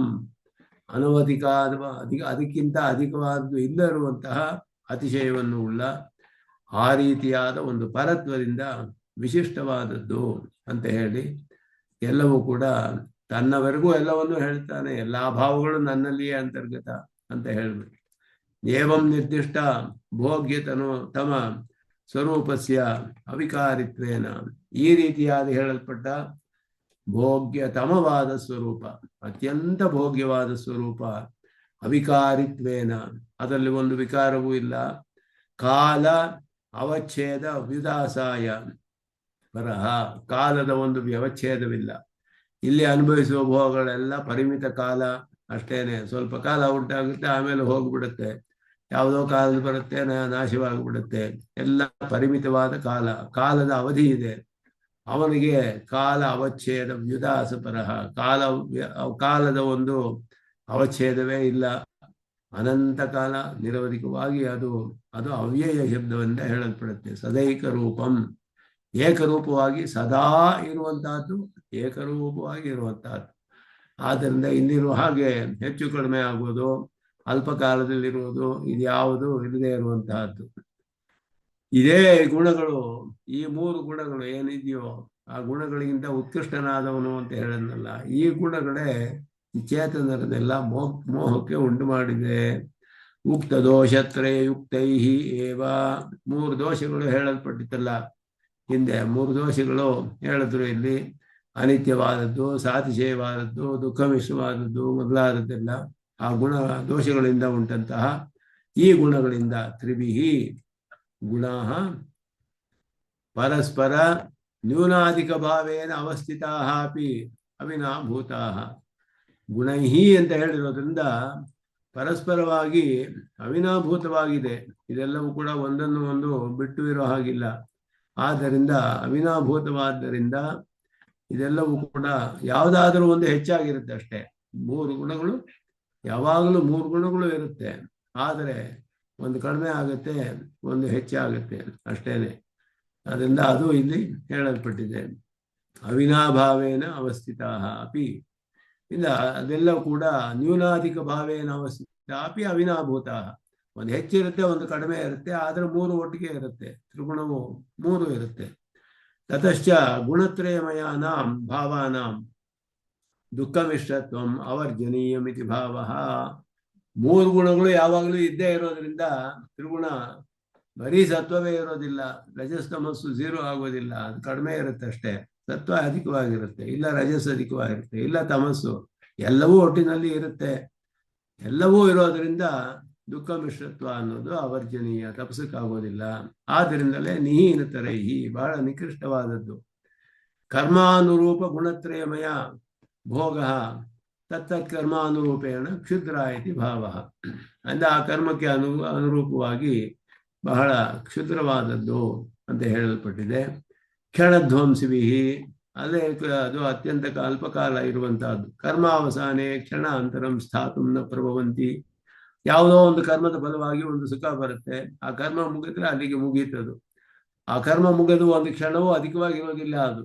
ಆದ್ದರಿಂದ ಇವನು ಸ್ವರ್ಗಕ್ಕೆ ಹೋದ್ರು, ಅವನು ಅಶ್ವಮೇಧ ಯಾಗ ಮಾಡಿ ಸ್ವರ್ಗಕ್ಕೆ ಹೋಗ್ತಾನೆ. ಸ್ವಲ್ಪ ಕಾಲ, ಅಷ್ಟು ಕಾಲ ಅನುಭವ ಇರುತ್ತೆ. ಮುಗೀತು ಅಂದ್ರೆ ಒಂದು ಕ್ಷಣವೂ ಅಲ್ಲಿರಕ್ಕಾಗುವುದಿಲ್ಲ, ಅಲ್ಲಿಂದ ಬೀಳ್ತಾನೆ, ಮತ್ತೆ ಇಲ್ಲಿ ಪ್ರಕೃತಿ ಮಂಡಲಕ್ಕೆ ಬರ್ತಾನೆ ಮತ್ತೆ. ಆದ್ದರಿಂದ ಕರ್ಮಾವಸಾನೆ ಕ್ಷಣಾಂತರಂ ಸ್ಥಾತು ನ ಪ್ರಭವಂತಿ, ಅದಕ್ಕೆ ಕ್ಷಣಧ್ವಂಸಿ ಅಂತ ಹೇಳು. ಕರ್ಮ ಮುಗಿದ್ರೆ ಒಂದು ಕ್ಷಣವೂ ಇರಕ್ಕೆ ಸಾಧ್ಯವಿಲ್ಲ ಅಂತಹ ಭೋಗಗಳು ಇವೆಲ್ಲ. ಸತ್ವೇನ ಕಥಂ ಮೋಹ ಎಂದು ಸ್ವಾಮಿ ದೇಶಿಕನ್ ಪ್ರಶ್ನೆ ಅಂತಾರೆ. ಸತ್ವ ಹೇಗೆ ಮೋಹ ಉಂಟು ಮಾಡುತ್ತೆ? ಸತ್ವ ಒಳ್ಳೆಯ ಗುಣ ಆಯ್ತಲ್ಲ, ಜ್ಞಾನವನ್ನು ಉಂಟು ಮಾಡ್ಬೇಕಲ್ಲ, ಮೋಹ ಹೇಗೆ ಉಂಟು ಮಾಡುತ್ತೆ ಇದು ಅಂತ ಹೇಳಿದ್ರೆ, ಇತ್ತಂ ನೋಡಿ, ನಾ ಹೇಳ್ತೀನಿ, ತೋರಿಸ್ತೀನಿ ನೋಡಿ ಎಂದು ಸ್ವಾಮಿ ದೇಶಿಕನ್ನ. ಯಥಾ ವಿಷ ಸಂಪೃಕ್ತೇಪಿ ಅನ್ನೇ ಮಧುನಿಷೇಕೋ ಮಂದಸ್ಯ ಭೋಜನಾಭಿಲಾಷಂ ಉತ್ಪಾದಯತಿ. ಅದ್ಭುತವಾದ ಉದಾಹರಣೆ ಕೊಡ್ತಾರೆ. ವಿಷಮಿಷ್ಟವಾದ ಅನ್ನವಿದೆ, ಅದರ ಮೇಲೆ ಚೆನ್ನಾಗಿ ಜೇನುತುಪ್ಪವನ್ನು ಸುರಿದು ಬಿಟ್ಟಿದ್ದಾನೊಬ್ಬ. ಅದನ್ನು ನೋಡಿದ್ರೆ ಒಬ್ಬ ಮಂದನಾದವನಿಗೆ, ಮಂದಬುದ್ಧಿಯವನಿಗೆ, ಇಷ್ಟೊಂದು ಜೇನುತುಪ್ಪ ತುಂಬಿದೆಯಲ್ಲ, ಸ್ವಲ್ಪ ವಿಜಯ ಏನ್ ಮಾಡುತ್ತೆ, ತಿನ್ನೋಣ ಅಂತ ಆಸೆ ಬಂದು ಬಿಡುತ್ತೆ ಅವನಿಗೆ. ಹಾಗೆ ಅಂತ ಹೇಳ್ತಾರೆ. ವಿಷ ಸಂಪೃಕ್ತೇಪಿ ಅನ್ನೇ ಮಧು ನಿಷೇಕ, ಮಧುವಿನ ಒಂದು ಅದರ ಮೇಲೆ ಪೂರ್ತಿ ಮಧು, ಅದರ ಅಭಿಷೇಕ ಆಗ್ಬಿಟ್ಟಿದೆ, ಪೂರ್ತಿ ಜೇನುತುಪ್ಪವನ್ನ ಹರಡ್ಬಿಟ್ಟಿದೆ ಅನ್ನದ ಮೇಲೆ. ಆ ಮಂದನಾದವನಿಗೆ ಏನಾಗುತ್ತೆ, ಭೋಜನಾಭಿಲಾಷಂ ಉತ್ಪಾದಯತಿ, ತಿಂದು ಬಿಡೋಣ ಹೇಗಾದ್ರೂ ಚೆನ್ನಾಗಿರುತ್ತೆ, ಇದು ಏನೋ ಆಗ್ಲಾರ್ದು, ಈ ವಿಷಯ ಸ್ವಲ್ಪ ತಾನೇ, ಇಷ್ಟೊಂದು ಜೇನುತುಪ್ಪ ಇದೆಯಲ್ಲ ಬಹಳ ಚೆನ್ನಾಗಿರುತ್ತೆ ಅನ್ನೋ ಆಸೆ ಬಂದುಬಿಡುತ್ತೆ ಅವನಿಗೆ. ಹಾಗೆ ತತ್ತತ್ ಕರ್ಮಾನುರೂಪ ಅನರ್ಥ ಪರ್ಯವಸಿತಂ, ಪರ್ಯವಸಿತವಾದದ್ದು ಇದೆಲ್ಲ ಪರ್ಯವಸಿತ ಮುಖ ಲವ ಹೇತುತ್ವೇನ. ಆದ್ದರಿಂದ ಇದು ಕಡೆಯಲ್ಲಿ ಅನರ್ಥವೇ ಆಗುತ್ತೆ. ಆ ಕರ್ಮಕ್ಕೆ ರೂಪಕ್ಕೆ ಅನುಗುಣವಾಗಿ ಅನರ್ಥದಲ್ಲಿಯೇ ಅದರ ಪರ್ಯವಸಾನ. ನೋಡೋದಕ್ಕೆ ಸುಖ ಲವ ಅಂತ, ಇಲ್ಲಿ ಮುಖ ಇಲ್ಲ, ಇದು ಸುಖ ಅಂತ ಇರಬೇಕು, ಪ್ರಿಂಟಿಂಗ್ ಮಿಸ್ಟೇಕ್ ಆಗಿದೆ. ಸುಖ ಲವ ಹೇತುತ್ವೇನ ಅತ್ಯಂತ ಅಲ್ಪ ಸುಖಕ್ಕೆ ಕಾರಣವಾಗುತ್ತೆ. ಆದ್ದರಿಂದ ಯುಕ್ತಂ ಸತ್ವಸ್ಯೈವ ಮೋಹ ಹೇತುತ್ವಂ. ಸತ್ವವು ಕೂಡ ಹಾಗೆಯೇ ಅವನಿಗೆ ಅಶ್ವಮೇಧ ಯಾಗ ಮಾಡಬೇಕು ಅಂತ ಆಸೆ ಬಂದುಬಿಡುತ್ತೆ. ಅದು ಸತ್ವದಿಂದ ಬರುವಂತಹದ್ದು. ನೋಡಕ್ಕೆ ಬಹಳ ಚೆನ್ನಾಗಿರುವ ಹಾಗೆ ಇದೆ, ಒಳ್ಳೆಯ ಸ್ವರ್ಗ ಅನುಭವ ಚೆನ್ನಾಗಿರುತ್ತೆ. ಕಡೆಯಲ್ಲಿ ಅನರ್ಥದಲ್ಲಿಯೇ ಪರ್ಯವಸಾನ. ಯಾಕೆಂದ್ರೆ ಮತ್ತೆ ಸಂಸಾರಕ್ಕೆ ಬರ್ತಾನೆ, ಅದು ಮುಗಿದ್ರೆ ಸಂಸಾರಕ್ಕೆ ಬರ್ತಾನೆ ಅವನು. ಆದ್ದರಿಂದ ಸರ್ವಶಬ್ದ ಅತ್ರ ದೇವಜಾತಿ ಅನುಪ್ರವಿಷ್ಟ ಬ್ರಹ್ಮರುದ್ರಾದೇಹ ಸಂಗ್ರಹ ಪರಹ. ಸರ್ವ ಮೋಹಿತಂ ಸರ್ವಂ ಸರ್ವಂ ಮೋಹಿತಂ ಅಂತ ಹೇಳೋದ್ರಲ್ಲಿ ಶ್ಲೋಕದಲ್ಲಿಯೇ ಬಂದುಬಿಡ್ತು. ಏಬಿಹಿ ಸರ್ವಮಿದಂ ಜಗತ್. ಸರ್ವಂ ಇದಂ ಜಗತ್. ಚತುರ್ಮುಖ ಬ್ರಹ್ಮನು ರುದ್ರನು ಯಾರು ಇದಕ್ಕಿಂತ ಹೊರಪಟ್ಟಿಲ್ಲ, ಎಲ್ಲರೂ ಇದರಲ್ಲಿ ಸೇರ್ಬಿಟ್ಟಿದ್ದಾರೆ. ಇದಂ ಶಬ್ದ ಅನುಭೂಯಮಾನ ಭೋಕ್ತೃತ್ವ ವರ್ಗೈಹಿ ವೈಚಿತ್ರ್ಯಾಭಿಪ್ರಾಯ. ಸರ್ವಂ ಇದಂ ಜಗತ್, ಈ ಜಗತ್ತು ಹೇಳಿದ್ರೆ ಈ ಭೋಕ್ತೃವರ್ಗವು ಎಷ್ಟು ವಿಚಿತ್ರವಾದ ಭೋಕ್ತೃವರ್ಗವಿದೆ, ವಿಚಿತ್ರವಾದ ಭೋಕ್ತೃವರ್ಗಗಳಿದೆ. ಅನುಭವಿಸುವ ಚೇತನರು ಎಲ್ಲರೂ ಅದರಲ್ಲಿ ಸೇರಿದ್ದಾರೆ. ಜಗತ್ತು ಅಂತ ಹೇಳಿದ್ರೆ ಜಗತ್ ಶಬ್ದಶ್ಚ ಅತಿದ್ವಿಶಿಷ್ಟ ಚೇತನವಾಚಿ ಜೀವಪ್ರಾಣ ದೇವಾದಿಕಂ ಇತ್ಯುಕ್ತಂ. ಜಗತ್ತು ಅಂದರೆ ಜಗತ್ತಲ್ಲಿರುವ ಚೇತನರು, ಅಚೇತನೊಡನೆ ಸಂಬಂಧಿಸಿದ ಚೇತನರು, ಆ ದೇಹೇಂದ್ರಿಯಗಳನ್ನು ಉಳ್ಳ ಎಲ್ಲ ಚೇತನರು ಹೇಳಲ್ಪಟ್ಟಿದ್ದಾರೆ. ಅದು ವಿಷ್ಣು ಪುರಾಣದಲ್ಲಿ ಸ್ಪಷ್ಟವಾಗಿ ಬ್ರಹ್ಮಾದ್ಯ ಸಕಲ ದೇವಾ ಮನುಷ್ಯ ಪಶವಸ್ತಥಾ ವಿಷ್ಣು ಮಾಯಾ ಮಹಾವರ್ತ ಮೋಹಾಂಧ ತಮಸಾವೃತಾ. ವಿಷ್ಣು ಮಾಯೆ ಅನ್ನುವ ಮಹಾ ಆವರ್ತ ಅಂದ್ರೆ ಸುಳಿ ಅಂತ ಅರ್ಥ. ನದಿಗಳಲ್ಲಿ ಸಮುದ್ರಗಳಲ್ಲಿ ಮೊದಲೆಲ್ಲ ಸುಳಿ ಇರುತ್ತಲ್ಲ, ಎಳೆದು ಬಿಡುತ್ತೆ ಕೆಳಗಡೆ ಅವನನ್ನ. ವಿಷ್ಣು ಮಾಯೆ ಅನ್ನೋದು ಒಂದು ಮಹಾವರ್ತ ಅಂತ ಹೇಳೋದು, ದೊಡ್ಡ ಸುಳಿ ವಿಷ್ಣುವಿನ ಮಾಯೆ ಅಂತ ಹೇಳೋದು. ಅದರಿಂದ ಒಂದು ಮೋಹ ಉಂಟಾಗಿ ಅಂಧತಮಸ ಆವೃತ, ಅಂಧತಮಸ್ಸಿನಿಂದ ತುಂಬಿಕೊಂಡ್ಬಿಟ್ಟಿದ್ದಾರೆ. ಜ್ಞಾನವೆಲ್ಲ ಸಂಕುಚಿತವಾಗಿ ಅವರ ಸ್ವರೂಪವೇ ಮರೆಯಾಗಿಬಿಟ್ಟಿದೆ. ಯಾರ್ಯಾರಿಗೆ ಅಂದರೆ ಬ್ರಹ್ಮಾದ್ಯ ಸಕಲ ದೇವಾ ಮನುಷ್ಯ ಪಶವ ಎಲ್ಲರೂ ಸೇರಿದ್ದಾರೆ ಅದರಲ್ಲಿ. ಎಲ್ಲರಿಗೂ ಇದೇ ಕತೆ ವಿಷ್ಣು ಪುರಾಣದಲ್ಲಿ ಹೇಳ್ತಾರೆ. ಇತ್ಯಾದಿಕ ಮಾತ್ರ ಅನುಸಂಧೇಯಂ ಅಂತ ಹೇಳಿ, ಇದು ಇಂತಹ ಒಂದು ಸ್ಥಿತಿಯಲ್ಲಿ ಇದ್ದಾರೆ ಎಲ್ಲ. ನನ್ನ ಈ ಯಾಥಾತ್ಮ್ಯವನ್ನೆಲ್ಲ ಉಪದೇಶ ಮಾಡಿ ಇಂತಹ ಒಂದು ಯಾಥಾತ್ಮ್ಯವನ್ನು ಉಳ್ಳ ನನ್ನನ್ನು ಯಾರು ತಿಳಿಯಲ್ಲ. ಈ ಮೂರು ಗುಣಗಳ ಪ್ರಭಾವದಿಂದ ಎಲ್ಲರೂ ಮೋಹಿತರಾಗ್ಬಿಟ್ಟಿದ್ದಾರೆ. ಆದ್ದರಿಂದ ಇದೆಲ್ಲ ಯಾವುದರಿಂದ, ಎಲ್ಲ ಹೇಗೆ ದಾಟೋದು, ಇದೆಲ್ಲ ಯಾರಿಗೆ ಉಂಟಾಗುತ್ತೆ, ಯಾವ ಕಾರಣದಿಂದ ಆಗುತ್ತೆ, ಇದಕ್ಕೆ ಏನು ಉಪಾಯ, ಇದನ್ನು ತಪ್ಪಿಸ್ಕೊಳ್ಳೋದಕ್ಕೆ ಏನು ಉಪಾಯ ಅಂತ ಮುಂದೆ ಹೇಳ್ತಾನವನು. ದೈವೀಶೇಷ ಗುಣಮಯಿ ಮಮ ಮಾಯಾ ದುರತ್ಯಯ ಮಾಮೇವಯೇ ಪ್ರಪದ್ಯಂತೆ ಮಾಯಾಮೇತಾಂ ತರಂತಿತೆ ಅಂತ ಹೇಳಿ ಶರಣಾಗತಿ ಮಾಡುವುದೇ ಇದಕ್ಕೆ ಉಪಾಯ. ಅವನನ್ನು ಶರಣಾಗತಿ ಮಾಡಿದ್ರೆ ಅವನಲ್ಲಿ ಇದರಿಂದ ತಪ್ಪಿಸ್ಕೊಳ್ಬಹುದು. ತಿರೋಧಿ ಶರಣಾಗತಿ ಪ್ರಕೃತ್ಯಾಸ್ಯ ತಿರೋಧಿ ಶರಣಾಗತಿ. ಆಳವಂದರು ಗೀತಾರ್ಸದಲ್ಲಿ ಹೇಳಿದ ಮುಂದಿನ ಈ ಅಧ್ಯಾಯದ ಅರ್ಥದ ಶ್ಲೋಕ ಬರುತ್ತೆ. ಪರಮಾತ್ಮನು ತನ್ನ ಯಾಥಾತ್ಮ್ಯವನ್ನು ಉಪದೇಶಿಸಿ ಇಂತಹ ಉತ್ಕೃಷ್ಟನಾದ ನನ್ನನ್ನು ಯಾರು ತಿಳಿಯೋದಿಲ್ಲ ಅನ್ನೋದನ್ನು ಇಲ್ಲಿ ಸ್ಪಷ್ಟವಾಗಿ ತ್ರಿಗುಣಾತ್ಮಕವಾದ ಪ್ರಕೃತಿ ಮತ್ತೆ ಅದರ ಒಂದು ಪರಿಣಾಮರೂಪವಾದ ಈ ಭೋಗ್ಯವಾದ ವಸ್ತುಗಳೇನೋ ದೇಹೇಂದ್ರಿಯ ಇವುಗಳೆಲ್ಲ ಅವನ್ನ ಮರೆ ಮಾಡಿಬಿಟ್ಟಿದೆ ಅನ್ನೋದು ಇಲ್ಲಿ. ಸಕಲ ಜಗತ್ತು ಕೂಡ ಇದರಿಂದ ಮೋಹಿತವಾಗಿದೆ, ಆದ್ದರಿಂದ ನನ್ನನ್ನು ತಿಳಿಯಲಿಲ್ಲ ಅನ್ನೋದನ್ನ ಕಾರಣವನ್ನ ಹೇಳ್ತಾನೆ. ಮುಂದೆ ಇದರಿಂದ ತಪ್ಪಿಸಿಕೊಳ್ಳುವ ಉಪಾಯವನ್ನು ಪರಮಾತ್ಮನ ಉಪದೇಶ ಮಾಡ್ತಾನೆ. ಅದನ್ನ ಮುಂದುವರಿಸೋಣ ಅಂತ ಹೇಳಿ ನಮಸ್ಕಾರಗಳನ್ನು ತಿಳಿಸ್ಕೊಳ್ತೇನೆ. ಯೋ ನಿತ್ಯಮಚ್ಯುತ ಪದಾಂಬುಜಯುಗ್ಮರುಕ್ಮಂ ವ್ಯಾಮೋಹತಃ ತದಿತರಾಣಿ ತನಾಯಮೇನೆ ಸ್ಮದ್ಗುರೋರ್ಭಗವತೋಸ್ಯ ದೇಹಿಕಸಿಂಧೋ ರಾಮಾನುಜಸ್ಯ ಚರಣೋ ಶರಣಂ ಪ್ರಪದ್ಯೆ. ಕವಿತಾರ್ಕಿಕ ಸಿಂಹಾಯ ಕಲ್ಯಾಣ ಗುಣಶಾಲಿನೇ ಶ್ರೀಮತೆ ವೆಂಕಟೇಶಾಯ ವೇದಾಂತ ಗುರವೇ ನಮಃ. ಶ್ರೀಮತೆ ನಿಗಮಾಂತ ಮಹಾದೇಶಿಕಾಯ ನಮಃ. ಶ್ರೀ ಕೃಷ್ಣ